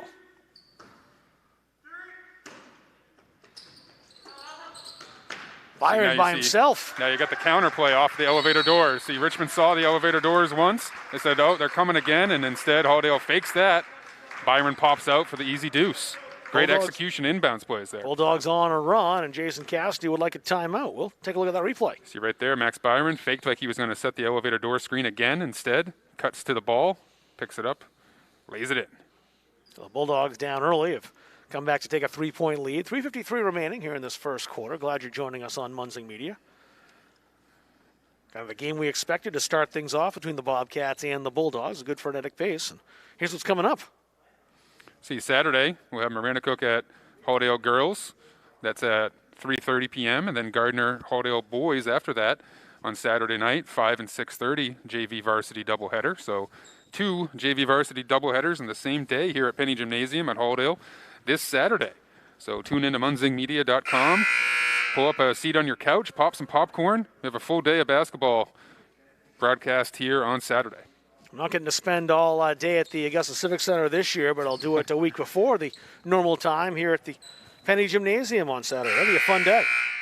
You have to buy your own chicken tenders and make them yourself at home this year, I guess. You can't buy them at the Civic Center. I'm not going to miss that.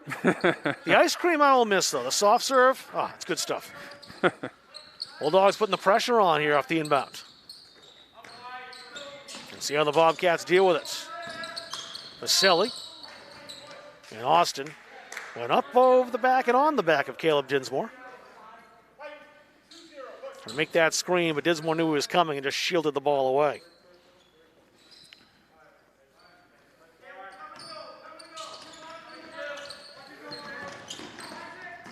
Alexander. Dinsmore doesn't drop. Leach couldn't control it. Alexander picked his pocket. Hunter Mason, his first shot. Almost no. The rebound, the putback by Dinsmore, yes. Dinsmore couldn't get the last one to go for the baseline jumper from the short corner. That one he gets the offensive rebound, finishes. Wilson calling out instructions. Leach. Byron. Trying to work on Vasily, who says no dice. Bulldogs weaving. Back to Wilson. He'll shoot. Offline that time and short. The rebound down to Vasily. Alexander. His team down 1. Bobcats could take the lead on this possession. Dinsmore tried to force that underneath. They get the ball back, though, as Leach knocked it out of bounds.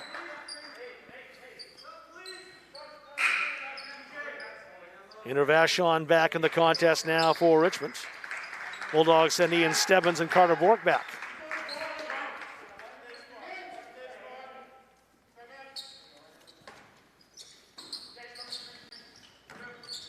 Oh, Richmond says we can do our own elevator door play. Thank you very much. Get a look. Couldn't get it to go, though. Dinsmore close, but it remains a Halldale 1-point lead. Isaac Ward for three. Kaboom! Isaac Ward, no hesitation, steps into that one. Welcome to the contest, Chief. 4-point lead now for Halldale.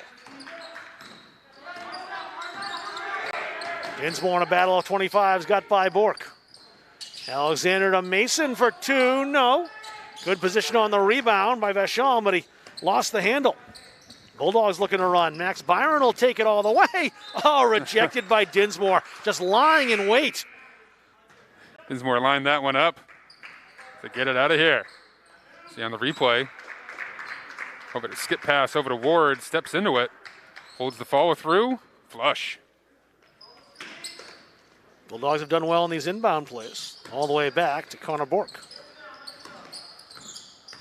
Ward. Back to Carter.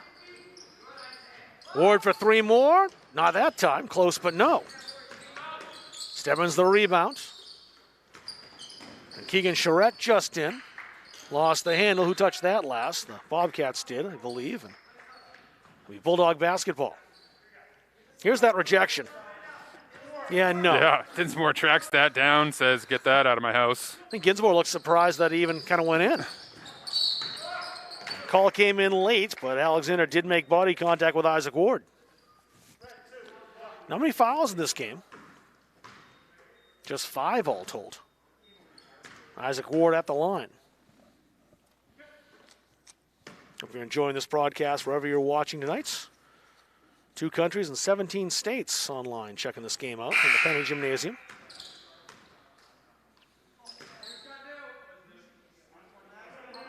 One more for Isaac Ward, who hit the first. Will Miller in for the first time, number 22 for Richmond. And Ward hits them both. He's got 5. Yeah, Ward, instant offense off the bench, little microwave. Connor Vachon to Vaselli. Vaselli trying to work and couldn't get past Stebbins.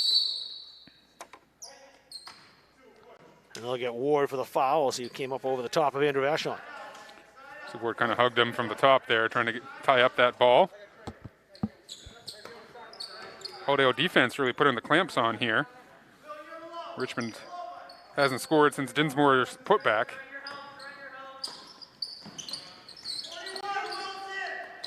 Vaselli. Boy, Ian Stebbins really having a go. And Stebbins' presence forced that errant pass. Halldale's half-court defense. Fundamentally sound. Textbook, help side. Rotate well, help each other, work as a unit. Alexander back in. He'll take Hunter Mason's spot. Stebbins taking his time, the 5'8 senior. Ward faked. Alexander's not giving him that one, not now. Ward baseline, handed that off to Bork. Nice strong take by Carter Bork. Nice job by Bork. Bulldogs' 8-point lead is their largest. Alexander, right with Ward. A bit of trouble there, Alexander forced the pass, but got away with it. That take won't go. Will Miller went up strong, but had 2 Bulldogs there. Leach, the jump stop. That doesn't fall. Rebound yanked down. Andrew Vachon puts it up and got it. And Keegan Charette was leaning the wrong way. That'll send Vachon to the line for an and 1. Yeah, good hustle there by Charette to get back, even close to a position to challenge that. As Vachon had a full head of steam going coast to coast. Can't fault a guy for trying, but Vachon just too quick to the spot.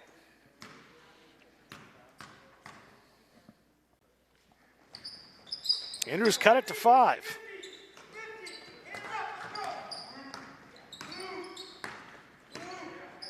Caleb Dinsmore about set to come back in. He didn't get much of a break over there on Coach Cassidy's bench. Didn't expect he would.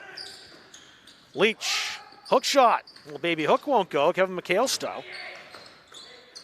Ward, 3 more. Yes! Isaac Ward. Come off the bench, 8 quick points.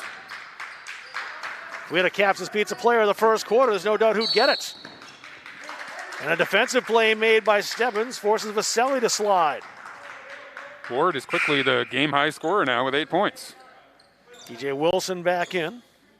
Keegan Charette heads off. See the replay there. Ward gets into it, holds the follow-through, knocks it down. There's a couple steps beyond the three-point line on that, too.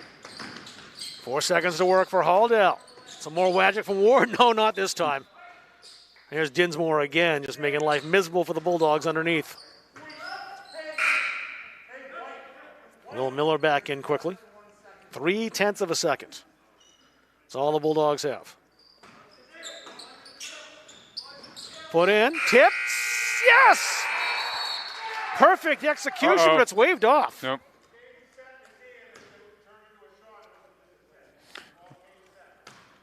They're going to wave that one off. I was listening to the explanation by Mr. Mertzel. He said it came set in his hand. Yeah, yep. And that becomes a shot, and you can't get a shot off in that amount of time. So it has to wasn't be just a tip. Got it. So if he tips It's it, like almost like in volleyball. He ruled it was a carry rather than just hitting the ball in volleyball. Why don't we take a look again? We'll have this replay and see what it looked like. We talked about the clock is official. So which watch? So yeah, he grabbed it just briefly and collected it and pushed it with his whole hand instead of just tapping it. You know, the the clock says it had time left, but again, it's the question of how long it takes to get the shot off. The clock may have started after that, which is why Mr. Mertzel came in and made that ruling. So. Yep. It's an 8-point lead for Halldale. Some excitement at the end, but the shot doesn't count. Bulldogs will have to be content with an 8-point lead. We'll take a quick break. Back to the second quarter on Munzing Media.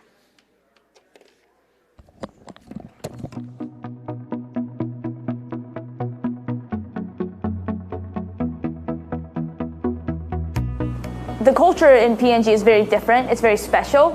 Everyone is very collaborative. Everyone is very honest, and they want to help you succeed. I work with a good group of people. A lot of experienced people that's been here for many years. Some people that I work with have been here for 30 plus years. You have the tools to learn, the necessity to drive you forward, which are great. I'm getting my needs met career-wise. So I'm getting the leadership experience. I'm getting the coaching that I need to move on and move up. The greatest aspects of benefits we get here. You know, we get health insurance, life insurance, disability insurance, and it's all keys in. That's worth something to me. Along with the pay, I know I'm going to have a paycheck at the end of the week. Bobcat basketball as we start the second quarter. Real entertaining first one here from Farmingdale. Dinsmore, he's going to be tough in the paint. Too much that time for Jackson Leach, who commits the foul. There's a strong take by Dinsmore. Got into Leach there. He'll earn a trip to the stripe.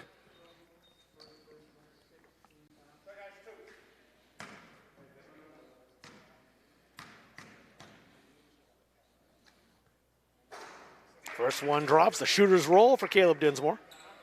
6'3" senior gets one more. Shooting to make it a 6-point game.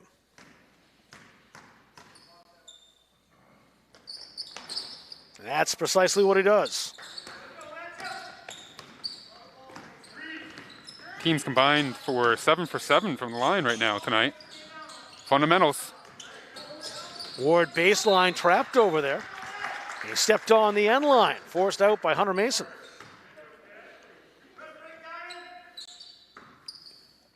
See the full court man-to-man pressure by Halldale here. Good first pass. Alexander quickly across the timeline. Alexander drives among the trees. Nice dish. Dinsmore couldn't get the roll that time on the shot. Almost took that away from Leach, who had to get rid of it. Persevered. Stebbins blazing down court. Got it. That was a tougher shot than the first quarter one that didn't go for him. Yeah, neither team has had too many transition points in this game here tonight. Stebbins picking one up there. Foul on Carter Bork. See on the replay, quickly ahead to Stebbins. Finishes with the right hand. Extends the lead to 8. We have Dinsmore back to the foul line for more on the other end. Second foul on Carter Bork. That's 7 now on Halldale, so the Bobcats will be shooting the rest of the way here in this first half.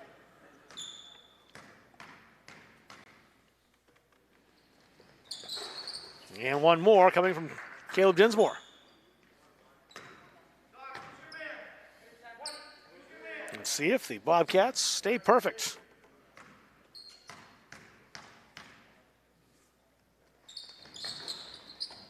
They do. I was worried there I put the announcer's jinx on them. It's too long ago. Yeah, he had some time to let that sink in. It only lasts about 10 seconds. 6-point lead for Halldale. Bulldogs in white with the basketball. Wilson fires. That's offline. Mason the rebound. Quick outlets. Good closeout by Dinsmore. Big hand to the face of Wilson on that shot. Vachon turned back by Austin.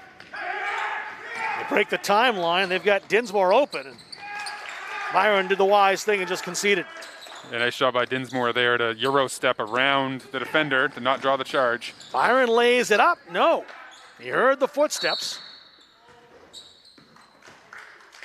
A foul called. Austin was there.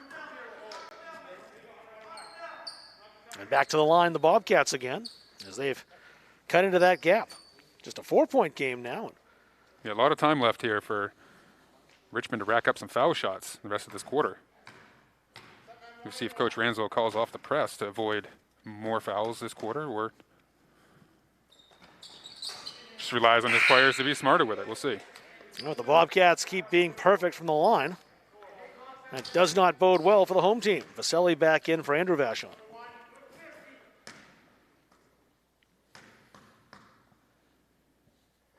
Mason, the impressive freshman, short that time. A rare miss. Halldale by 3. Leach doesn't drop. Dinsmore another rebound. Alexander quickly ahead. Mason in the paint. Got the floater. Nice drive by Hunter Mason. Floats and finishes. All of a sudden, Halldale's lead just 1. Close 7 points off that lead in a hurry. And now it's a backcourt violation. Quick hands there by Cole Alexander. And we see on the replay. Nice dribble drive. Floats. Finishes with a soft touch. Hunter Mason. They lost Vaselli. And a foul called on Ian Stebbins. A nice inbounds play there. Get it inbound. Set a little back screen for the inbounder. Send it long. More foul shots. So with a chance to tie and potentially give the Bobcats a lead.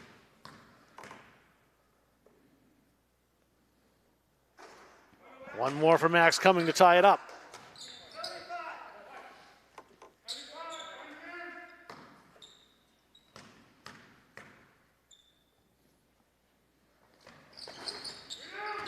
Great hustle on the rebound by Connor Vachon to keep it alive. The Bobcats another chance to take the lead here.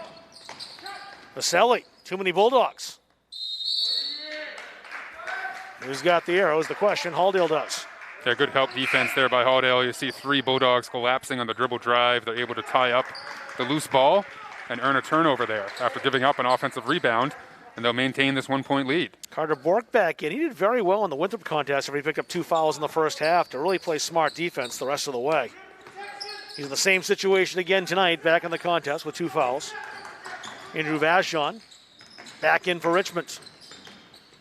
Wilson lost the handle, got it back, and scored. That was a tough shot because he actually lost the basketball as he drove to the hole. There's a strong finish there by Wilson. Maintain and get it. Andrew Vachon, and a blocking foul called on Stebbins. This will be 2 shots now for the Bobcats, as that's foul 10 in Halldale. There's still a lot of time left, as you referenced.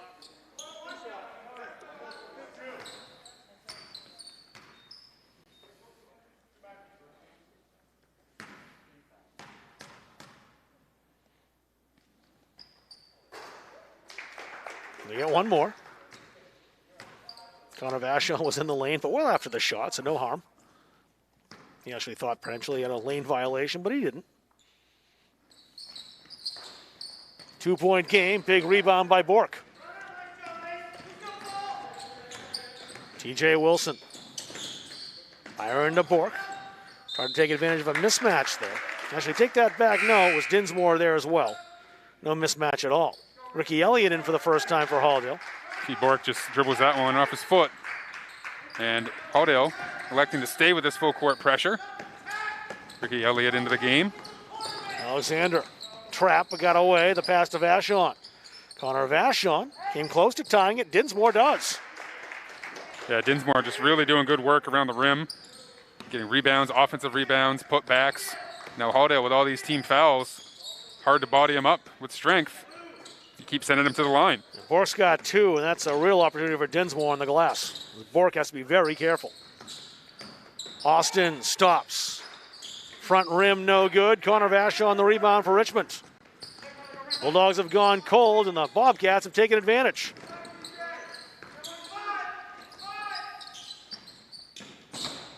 Mason, step back, no good. Byron the rebound for Halldale. He'll defer to Wilson to handle it. TJ wants the 3. Too strong, no good. Byron the rebound. He'll try his luck and swishes it. Halldale back on top by a deuce. Nice jump shot stroke there by Byron on the second opportunity. Cole Alexander directing traffic for Richmond Bobcats. Byron almost stole that. Did steal that. And he goes the long way to the right side. It won't go. Wilson can't get it to fall. Actually bumped into Byron, who can't believe it. A flashback to Stebbins, did the same thing earlier in this one. 3 by Dinsmore. He had 2 of those against St. Dom's. That's his first tonight. And Richmond now with a lead. Say Byron misses the breakaway layup. Leads to a 3-pointer on the other end. That's a 5-point swing. Stolen away by Hunter Mason. He runs the break. Andrew Vachon cashes in. Richmond has been dominating in this second quarter. Started at the foul line, and now it's extended. 17-6 is the score in the second quarter so far. Bobcats advantage, still 3.5 to go. Byron spins, shoots, altering that shot, Dinsmore. Byron knew he was there.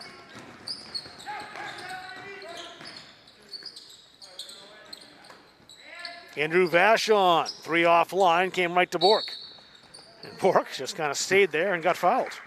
Just 3 on Richmond, though. The Bulldogs not anywhere near the bonus and heading to the line.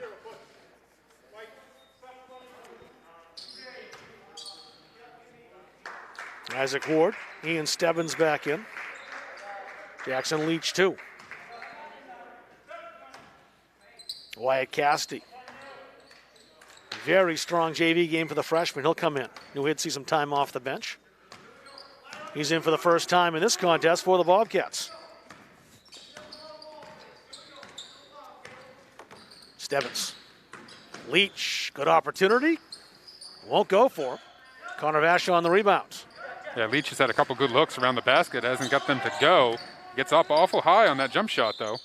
Connor Vachon's pass was to an unsuspecting Andrew Vachon. No idea that was coming.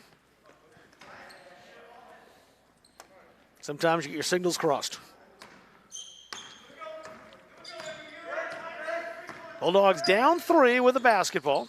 You see the time, 2:41 and ticking. So let's see an MVC battle here in Farmingdale tonight. That was the case a couple of years ago. Just RSU teammates. Leach for the lead, too strong. And the rebound grabbed down by Dinsmore again. Andrew Vachon, the finger roll for 2. Andrew Vachon, very quick with the dribble, very fast in the open court. See Leach hustles back, but is unable to stop him around the rim. Bulldogs got to stop the bleeding. They're down 5 all of a sudden.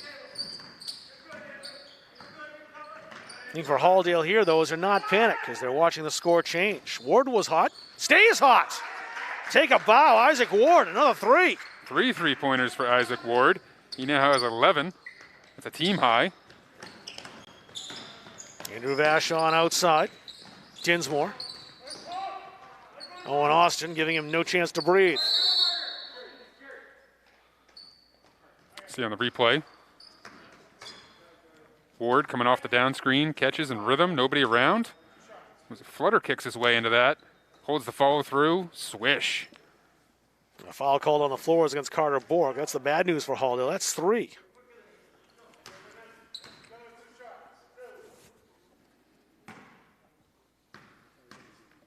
Connor Vachon at the line.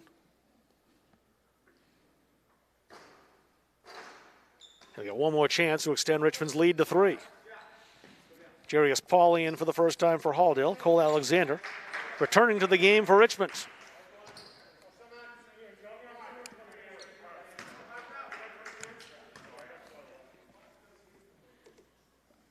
Connor Vachon hits the second.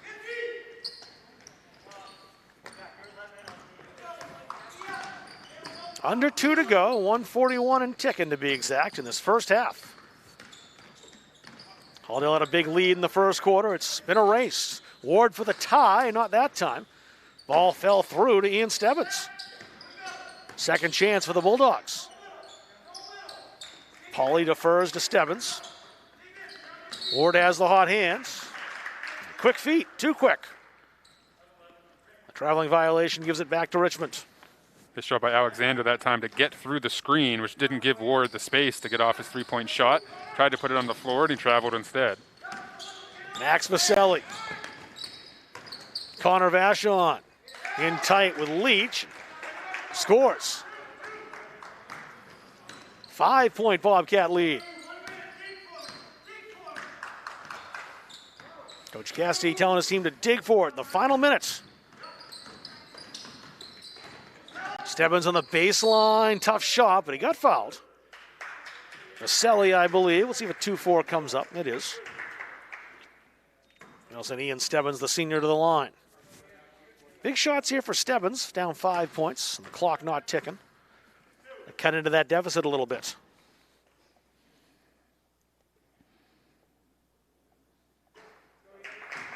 Got the first, as you saw.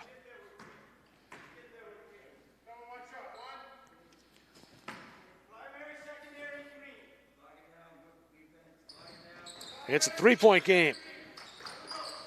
Bobcat basketball, Bulldog pressure. Cole Alexander hounded up the sideline by Isaac Ward. Vaselli with 48 seconds. Dinsmore. Caleb Dinsmore with Austin right there. Austin was very good defensively against Winthrop, and he's got a tough assignment now on Caleb Dinsmore. Vaselli. 25 seconds to go. Vachon, tough shot in tight, rebounds. Ian Stebbins. And a reach-in foul on Andrew Vachon. Won't hurt the Bobcats, that's just 5. The Bulldogs a chance for last possession here to potentially cut the lead to 1 or maybe even tie it. You see Vachon had cut to the basket there. Scoring opportunity, missed it. You have the frustration foul afterwards. You see that so often. Owen Austin. Pauly. 7 seconds. Bulldogs have to be aware of the time. Austin with 4 will take the fadeaway. That won't go. And the rebound gobbled up by Dinsmore, and we'll have no further action here in this first half. The Bulldogs had a lead in that first quarter, up 19-11. The second quarter, though, all Bobcats. They lead by 3 here at the half. Why don't we step aside, take a break, total up some numbers, and come back and recap this first half from Farmingdale.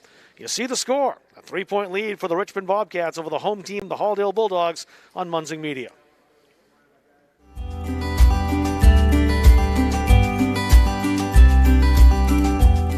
I really love working at PNG because of the impact that I'm making on my community.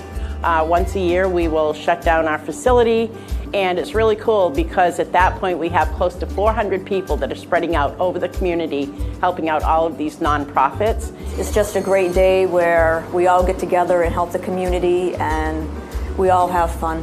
And it's just rewarding to be able to give back and help other people.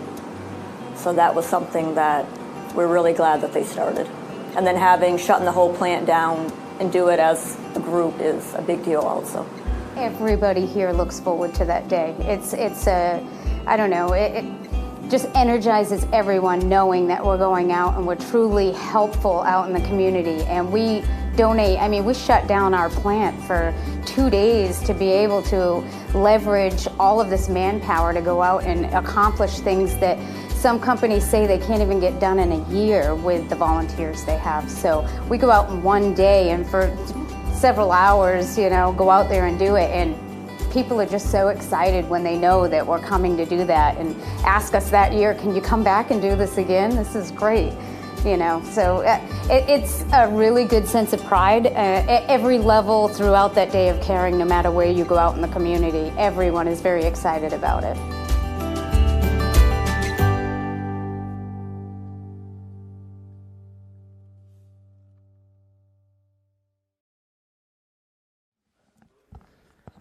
Halftime here in Farmingdale. Taking a look at the Caps's Pizza Player of the Game for the last game. Nick Brown was the winner of that one. We don't have a Caps's Pizza Player of the Half here for the Halldale Bulldogs. If we did, have to really credit Isaac Ward. He had a great game shooting, especially in the first quarter. And it's really been a tale of two quarters here. The Bulldogs with 19-11 lead after one, but the Bobcats come roaring back with a 22-11 advantage, doubling up Halldale in that second quarter. So really the story of the game. Each team's had one quarter so far, and a three-point game here at the break. Yeah, in that second quarter, the team foul situation really became problematic for Halldale as they time and again put the Bobcats on the foul line, and Richmond was able to take advantage as they are 10 for 15 for a pretty decent 67%. I can do that math in my head at the foul line tonight. So 10 points from the foul line. Most of those came in that second quarter. Halldale has been able to keep pace because Isaac Ward came in off the bench and has hit 3 3-pointers, and Halldale has hit 4 3-pointers overall in the game. Let's take a look at those individual numbers as well. You've got the stats for the players from both teams. First, for the visiting Bobcats of Richmond High School, Connor Vachon had 7 points. Hunter Mason came in off the bench with 3 points. And Andrew Vachon had 10 points. And Caleb Dinsmore has a game-high 13 points in that first half. The big guy doing big work underneath the basket. On the other side, for Halldale, we have Max Byron had 4 points. Carter Bork had 2 points. Ian Stebbins chipped in with 4 points. TJ Wilson had 9 points. Most of those came in the first quarter, where TJ racked up some early points and grew quiet a little in that second quarter, had to sit with some foul trouble. Isaac Ward came in, and he has a team-high 11 points for the Bulldogs. This is shaping up to an outstanding second half. We'll see how things go in a seesaw battle here in the first 16 minutes, what the second 16 will look like from the Penny Gymnasium. We'll step aside and take a break. When we return, we'll have the second half. I was going to say tip-off. We don't do tip-offs during COVID basketball, but we will have the second half commencement right after this. You're watching Halldale High School basketball on Munzing Media. It is a true family here. We all work together as a team. One of the best things about working here is all the different people that you're going to interact with. What you think matters here. The single best thing about working here is, pretty much everyone around here has your back and is supporting you. I think you can always find what you really want to do with a company like Procter & Gamble. They tap into your assets. They really set you up for success and give you opportunities and challenge you every day. The part I love most about my job is the culture here. I love the family feel. I know that I can count on anybody on the production floor or in the offices anytime. I can count on anybody to do anything or to be there for anything that you need. We all help each other out. Whether somebody needs to stay and cover, or I've covered at night shift, I've covered a day shift. So it's really definitely that whole atmosphere of the one team. You know, it's like a big family outside of your home. We're all one team. We work together. If any of us need help, we rely on each other. This company has treated me well. This is more of a career situation than just a job. So you don't just have to be a technician if you don't want to. You could actually be whatever you want to be. You can find your niche and fulfill it. I think you set your own career path here, so it depends on where you want to go in the company. I think the opportunities are definitely there. You definitely come in setting your own goals, paving your own path to how far you want to go in the company. And like I said, the support's there, the coaching is there. From anybody from the beginning all the way up through management. You come out here to the floor sometimes and you really can't tell the difference. I mean, the managers are right there next to us, you know, in the trenches, so to speak, rubbing elbows, and we're getting the job done. You know, we all value each other's input. I work with a good group of people. A lot of experienced people have been here for many years. Some people that I work with have been here for 30 plus years, which is great for your leadership and while you're learning on the floor, you have the tools to learn, the necessity to drive you forward. I did actually have a say, and I was able to help coach other people to get to where they wanted to be. And I think that's the biggest thing for me, is the ownership and then being able to help other people to achieve their goals also. I really like to work at P&G because I have the opportunity to grow as a leader, to build skill, and as a bonus, the pay is really great. We're definitely up there in both wage and benefits. But for me, it is the people. Yep, we have a great group here. I think about like the importance of my work and how it's helping girls and women all around, the country, and that really gives me that strength to, plow forward and say, hey, I'm making a difference. We provide for all of North America. So right here in Auburn, Maine, it's wonderful. I love the fact to say that I work at TAM Brands. I love the fact that we help the community. I love the fact that you can help watch people grow, you can watch people succeed, all of their own accord. It's not, this is how it has to be, this is how you're going to do it. So if you're going to succeed, it's because you wanted to, and I can be a part of that.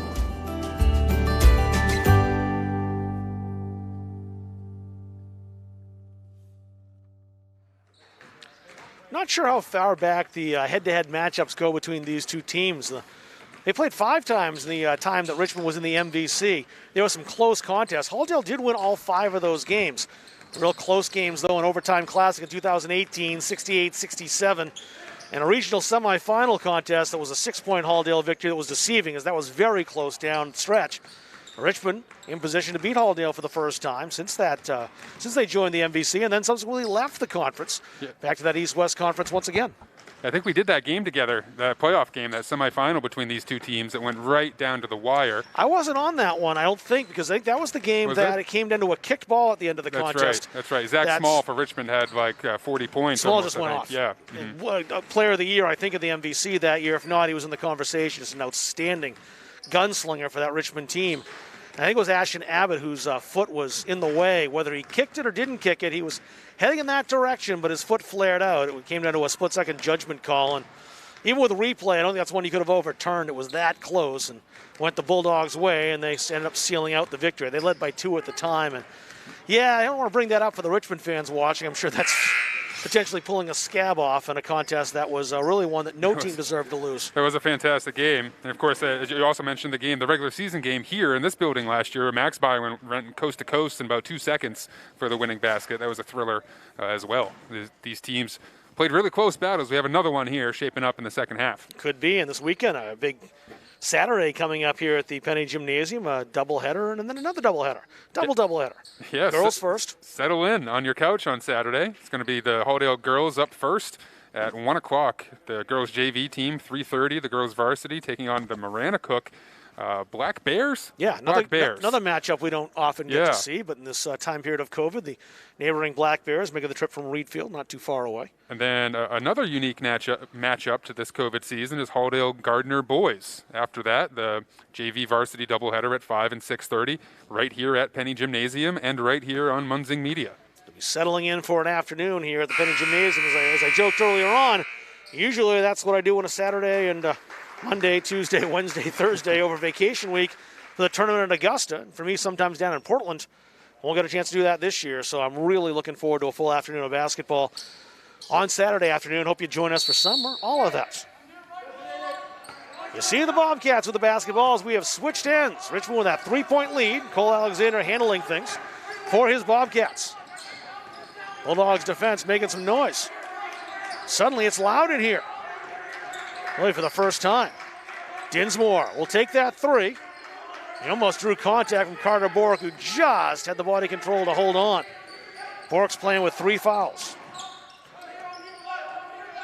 Dinsmore. Threw that pass behind Alexander. Just kept that in. Under pressure from TJ Wilson. Dinsmore trying to work on Bork. And was knocked out of bounds.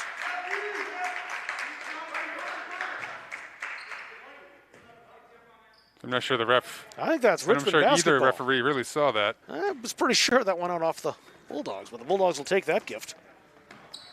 So Halldale coming out of the halftime with much better energy, much better spirit.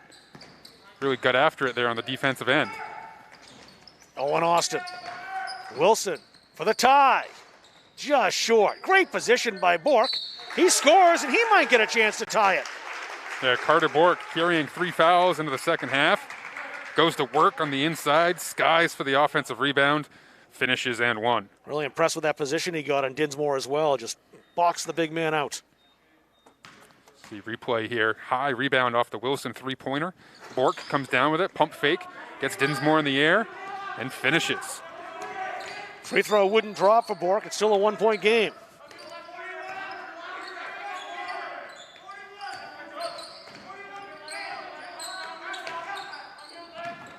Richmond moving the basketball quickly. Cole Alexander. Wilson all over him. Dinsmore draws the double. Left Alexander open momentarily. Now Dinsmore is for three. Liked the odds, just shy. Bork the rebounds. Byron saw a seam. Won't go for him. Stebbins on the rebound. Wilson. He fires and won't go. Andrew Vachon pulled that down. 1-point Bobcats lead. They've got the ball. Almost thrown away. Vaselli has it. That time it was given away. TJ Wilson working on Alexander. Tough spin. He'll go to the line.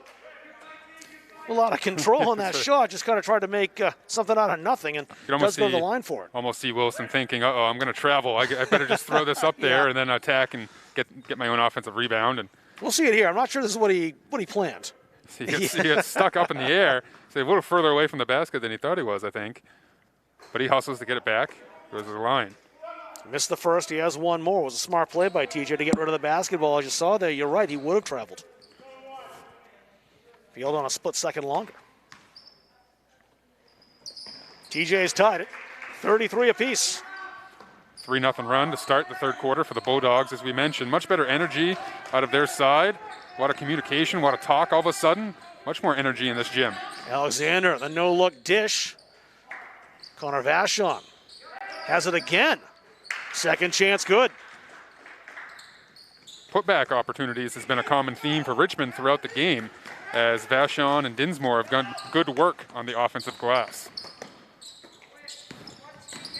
Wilson around an Austin screen. Alexander does well to stay with him. Bork the floater, no. Stebbins, strong rebounds. Byron, triple team. Left Stebbins open. Too strong. And to hurry that shot as Hunter Mason closed down. Bork. Halldale resets.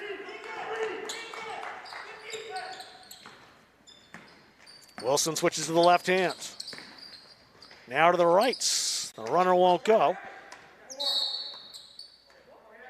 I was asking if it was touched. Referees say it wasn't.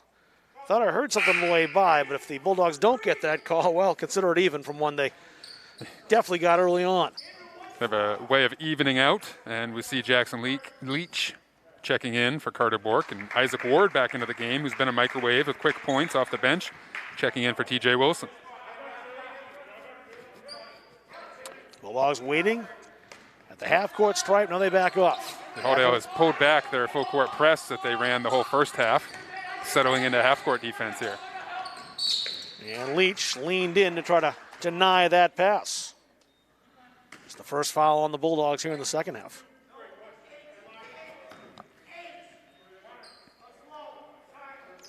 Leach now with a couple of fouls.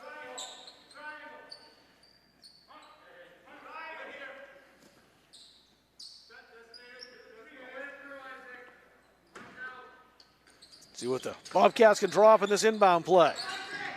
Dinsmore in good position to score off the glass. Now, you knew when he got the basketball and Max Byron was kind of twisted around that was likely going to be 2 points. Yeah, good strength by Dinsmore to bully his way to the basket and finish. Owen Austin trying to work on Connor Vachon and does. Got by him. Vachon closed down. A block called. That's on Connor Vachon. Owen Austin, nice baseline drive. Gets the spot he wanted. Didn't finish, but he'll go to the line for a deuce. Trying to cut into this 4-point deficit.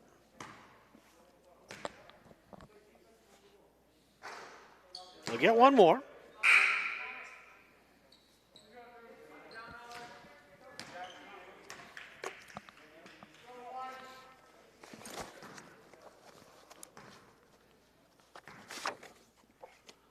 Lucas Cody is coming to the game, number 4 for Richmond. He wasn't listed in the varsity roster, but he's out there now.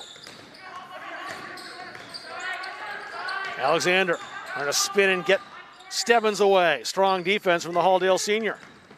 Now Leach blazing up court. A dish to Byron. He couldn't handle it.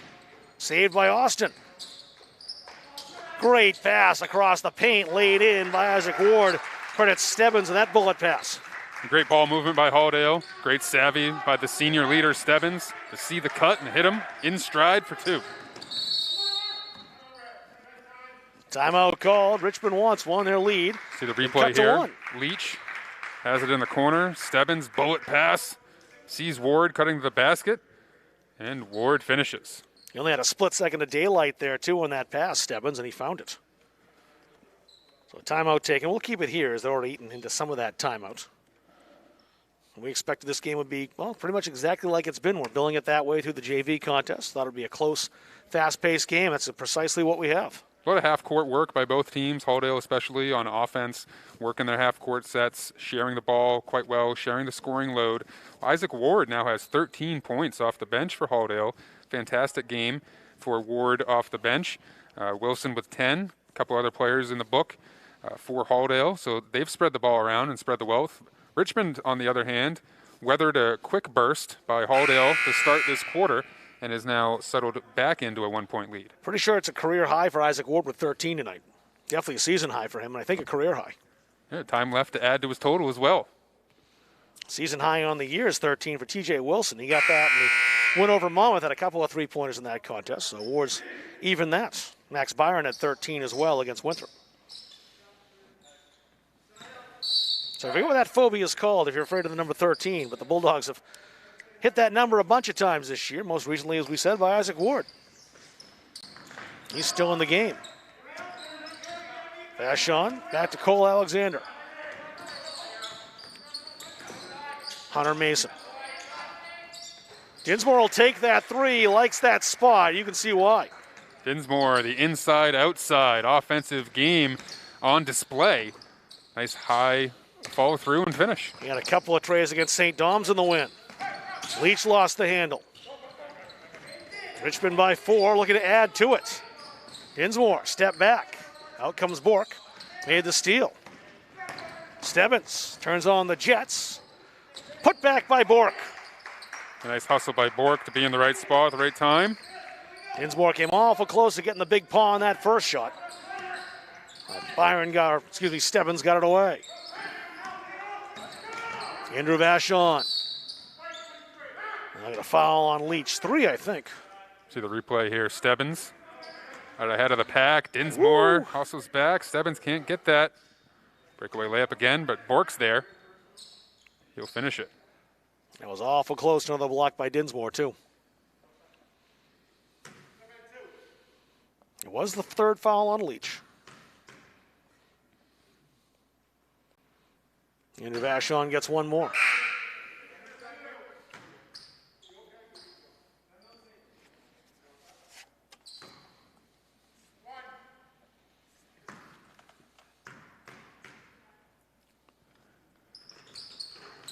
Neither one will fall. Leach chases down the loose ball. Bulldogs can tie or take the lead here in this topsy-turvy game. Byron shooting for the tie. Rebound. Putback goes. This has been a game of putbacks. This time it's going Halldale's way. Jackson Leach. Yeah, Leach getting up for that offensive rebound. The quick putback and finish. Did so without climbing up and over or on the back of a Richmond player. You can go over. Can't go on. Gilpatrick. Yeah. Traveling violation calls. He's waiting for the call as he split the defense and took that extra step. Trying to jump stop, but he had already collected the ball, so we needed both feet to land at the same time. Instead, you get the 1-2 and the traveling violation. A little pressure by the Bobcats, not much. It's 40-40 game. Leach trying to get by Connor Vashon, pass back. Loose on the floor. Good fight for it. It'll be a held ball. And Halldale keeps it. They've got the arrow pointing their way. Rookie Elliott's coming back in for the Bulldogs. He'll take Max Byron's spot.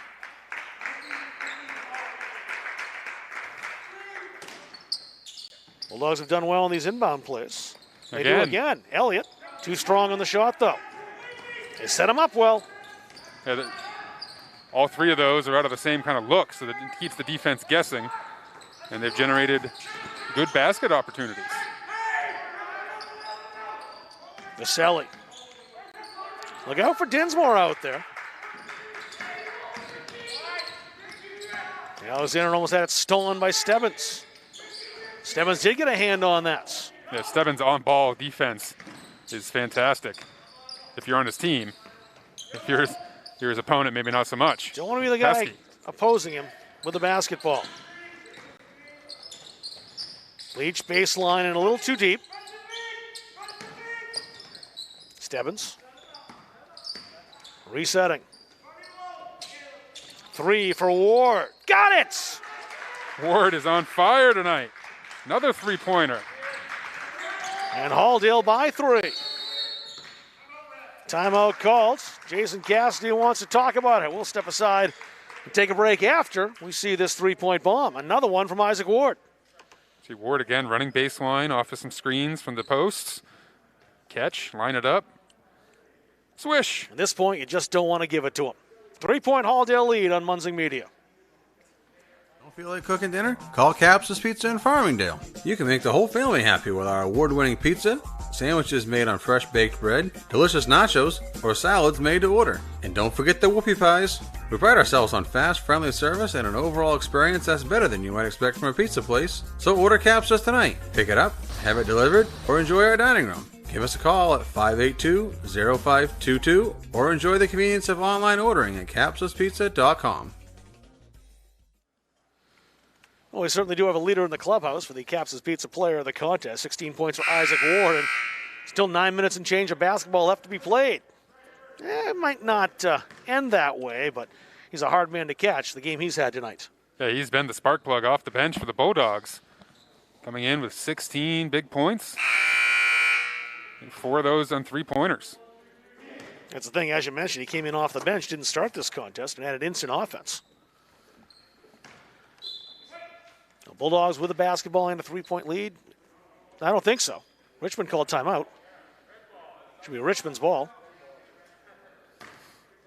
And it is. They'll get it right. Didn't take the refs too long to get that sorted. Coach Cassidy definitely called that timeout. Connor Vachon, Vaselli going baseline. He's in a bit of trouble.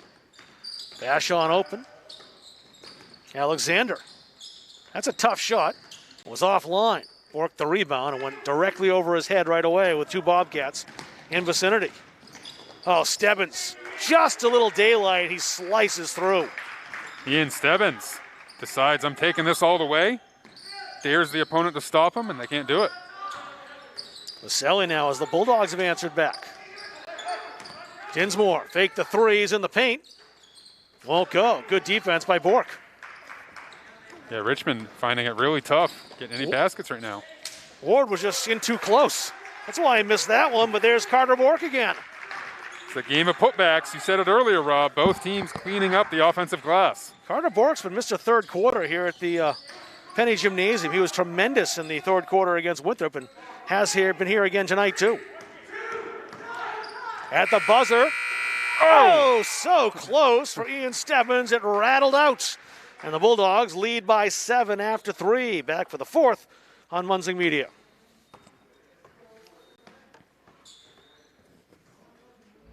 When I'm on the road speaking, I'm able to have sidebar conversations with everybody that wants to come talk to me. And I hear about their family and loved ones that are going through maybe cancer, maybe a critical illness, maybe something, being disabled from a job and not having the coverage that they need because their health care just didn't cover it.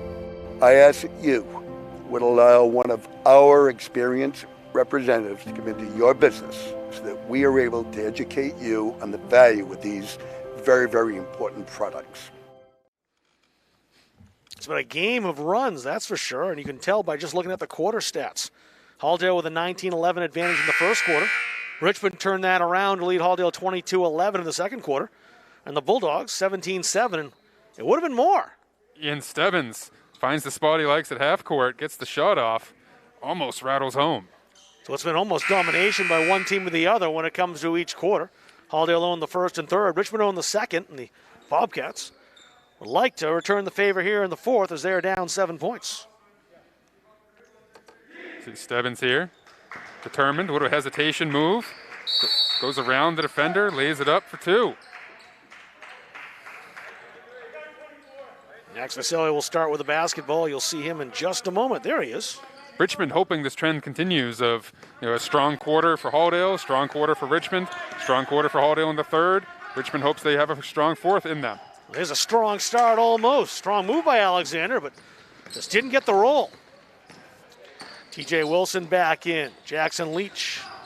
Austin on the baseline, working on Vachon. He forced him back. And Wilson reached, but couldn't hold on.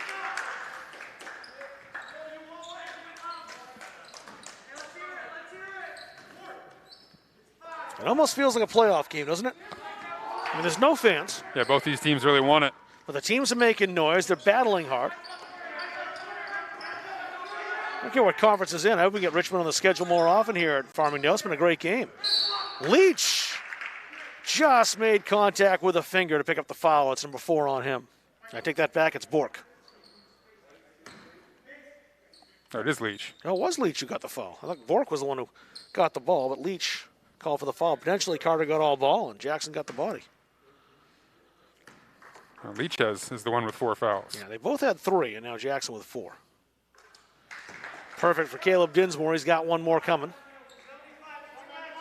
Hunter Mason back in, the freshman. Back in off Jason Cassidy in the Bobcats bench. Second won't go. Bork another rebound. Wilson. Isaac Ward. Wilson. Dangerous pass, and Connor Vachon had no problem picking it off. Miscommunication there is obviously Wilson was expecting a cutter, didn't get it. Andrew Vachon resetting. Mason with Wilson watching him. Beware Dinsmore behind the arc. Bork knows that. Not that far behind, though. He won't shoot that one. He's just setting up now. Vasily. Ward right there with him. Big possession for the Bobcats. They lose it on the floor. Vasily rescues them.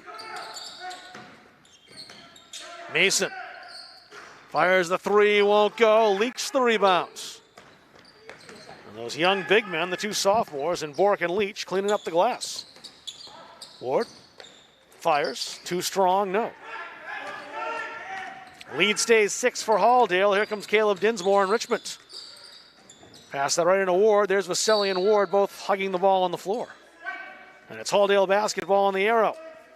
Max Byron will come back in. Jackson Leach, a couple of good minutes to start this fourth quarter. Heads to the Halldale bench. See both teams struggling to put the ball in the basket here early on in the fourth quarter. Bulldogs have had a chance to extend this lead. Richmond to cut into it.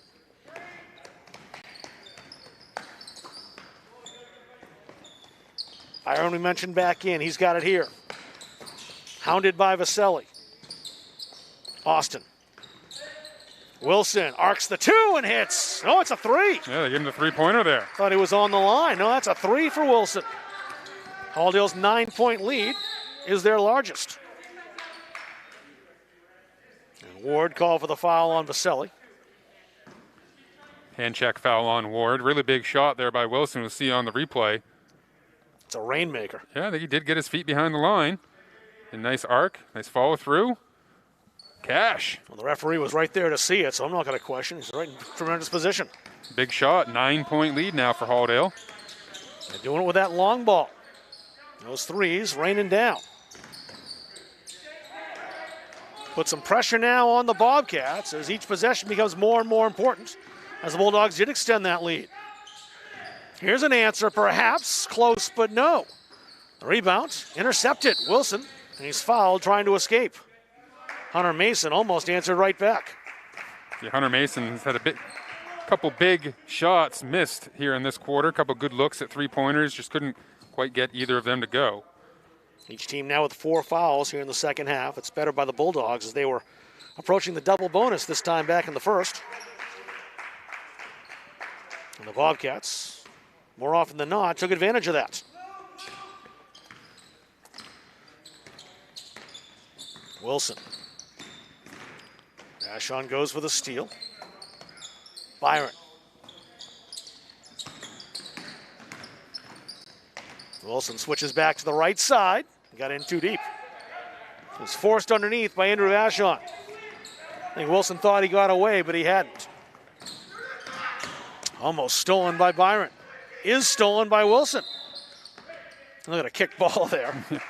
No doubt about that one. Really a heads-up play by Andrew Vachon to make sure that Wilson couldn't go barreling down the court.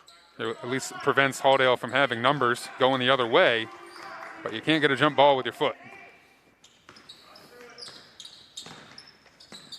Wouldn't you know it, have a kick ball in this game as well.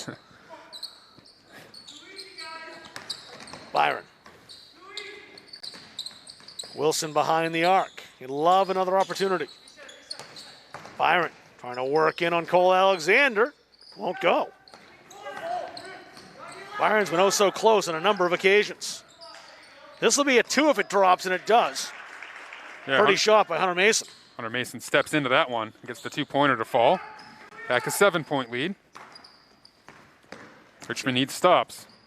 Wilson again exploded to the hole and bit off more than he could chew with Dinsmore underneath. He's got the ball now. Down to the baseline, another 2 on the way, no. Carter Bork the rebound. Stebbins, no look to Austin. And he traveled before the shot was let free. Jackson Leach back in for Halldale. He'll take Austin's spot. And Max Vaselli replacing Andrew Vachon for Richmond. Leach back into the game with 4 fouls. And the Bobcats still visible in the rear view here. Just a 7-point lead. Leach picks off a pass bound for Connor Vachon. Richmond's really gone cold offensively. They got to find ways to get Dinsmore the ball. Jackson Leach too strong. Alexander the rebound. They look to run. Bulldogs are back. Look out. Dinsmore's open for 3 and almost made the Bulldogs pay. He'll cash in the 2 and the finger roll instead. The easy 2 on the putback. Another putback. And it's a 5-point game. Don't go anywhere yet. Here come the Bobcats with 3:05 to go. Be big for Halldale if they can score here and get momentum back. Byron in the paint. Wilson open behind the arc. That won't go. Byron had the rebound. Thought perhaps Alexander went out of bounds. He didn't. Play continued. Vaselli on the baseline. Passed that off. Mason's shot won't go. Byron. Mason just missed a couple big shots here in the fourth quarter. He's not afraid to take them. The freshman stepping up, but he's 1 for his last 5. Chris Ranslow will take a timeout here with 2:41 to go on a 5-point Halldale lead. We'll take another break. Be back for a conclusion that promises to be a thriller here in Farmingdale on Munzing Media. Junior Trojan Football and Cheering would like to thank Maine Athletic Fundraising for allowing us to build this beautiful facility.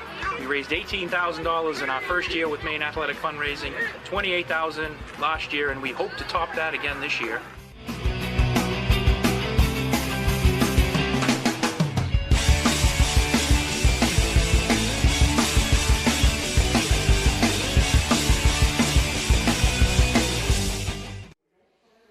So the game of runs, who's got the momentum for the last 2 minutes and 41 seconds? Glad you're joining us wherever you are watching tonight. Talked about this earlier in the contest. At halftime, we had viewers from 2 countries, 17 states all watching this game tonight. And we've added another one. Do you know which one, Chris? Can you tell? He's going to go look this up. He actually can figure this out. Pretty sure we got viewers in Florida. Oklahoma just checked in.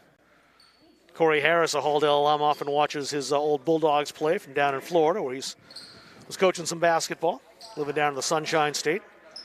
A lot warmer down there than it's been here in Farmingdale, especially lately. It was a balmy 34 degrees here today. Bulldogs with the ball. There's some pressure by the Bobcats. Stebbins underneath. Leach, the hook, no. He had position for the rebound, but knocked it out of bounds. Richmond gets another stop. They have a series of stops here in the fourth quarter, exactly what they've needed. They just need to convert here on the other end to see if they can get Dinsmore the ball. They cash it in, that's the question. Alexander. 5-second call, yep. You had it right before the referees. The Bulldogs will take that back. Richmond looked unsure of what kind of offensive set they should be in there. And TJ Wilson, great on-ball defense. 5-second call. Owen Austin for Jackson Leach, who gets a big hand from his teammates over on the sideline. He's contributed some strong minutes here in the fourth quarter. Wilson, the ball handler. Clock rolling at 2:15. A big possession for Halldale, a big attempt at a stop for the Bobcats. Could really tilt the balance of this game. Halldale would like a nice long possession ending with a bucket. That would suit the Bulldogs the best. Stebbins. A lot of fouls that the Bobcats would have to give too if it comes down to that. They've only committed 4. Halldale draining the clock. Almost stolen away by Andrew Vashon. Almost. Yeah, it's almost time to start fouling if you're Richmond because, as you just said, they have to do it 3 times. See how much longer Coach Cassidy wants to stay with the straight-up man defense here. Bulldogs have to get the inbound first, and they do. It wasn't easy for Stebbins. Made the grab. Byron down to 137. Byron in the paint, takes it. He'll go to the line. So Halldale kills some time, and now a chance for Max Byron to score from the stripe. Byron takes the dribble drive, gets into the middle, prime real estate, gets the shot off, can't get it. He'll go to the stripe for 2, though. Big shot for Byron. Makes it a 6-point lead. He can make it a 3 possession game if he can cash this one in. And that would be big. And he got it. The shooters roll. And Halldale by 7 again. 2 big free throws there by the junior. Now the Bobcats have to hurry. Time not in their side. They almost lost it out of bounds. Alexander under pressure from Wilson. Dinsmore. No. And a push. Ian Stebbins. In the rebounding action. Stebbins, just a little nudge. Get that rebound. Call it senior savvy, but he got caught by Mr. Mertzel.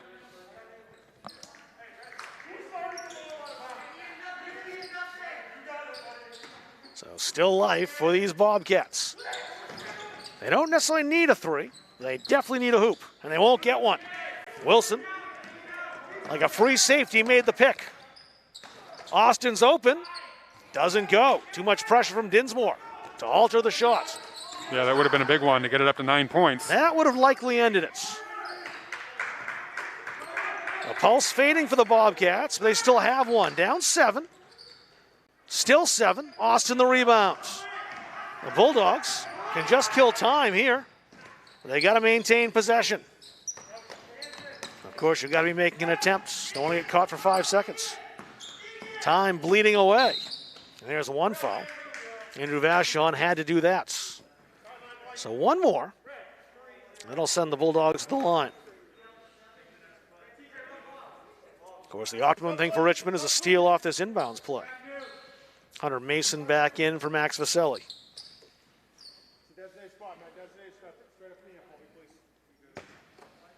Byron's the man entrusted to inbound the basketball, and he got it to Wilson. 40 seconds to go. Still the clock running. It's like the Bobcats are rolling the dice for a steal. Halldale content to bleed more clock. Down to 25 seconds. He's surprised they're not fouling. Do you expect a quicker foul than that, Brandon? Yeah, they're down by 7. You know, they're going to have to do this a few times. They can't just do it once or twice. I'm not sure they have 3 possessions left now with 22.8 to go. And Ian Stebbins could start pounding more coffin nails if he can hit this first one. And he does. Bulldogs hitting the shots down the stretch. First Byron and now Stebbins.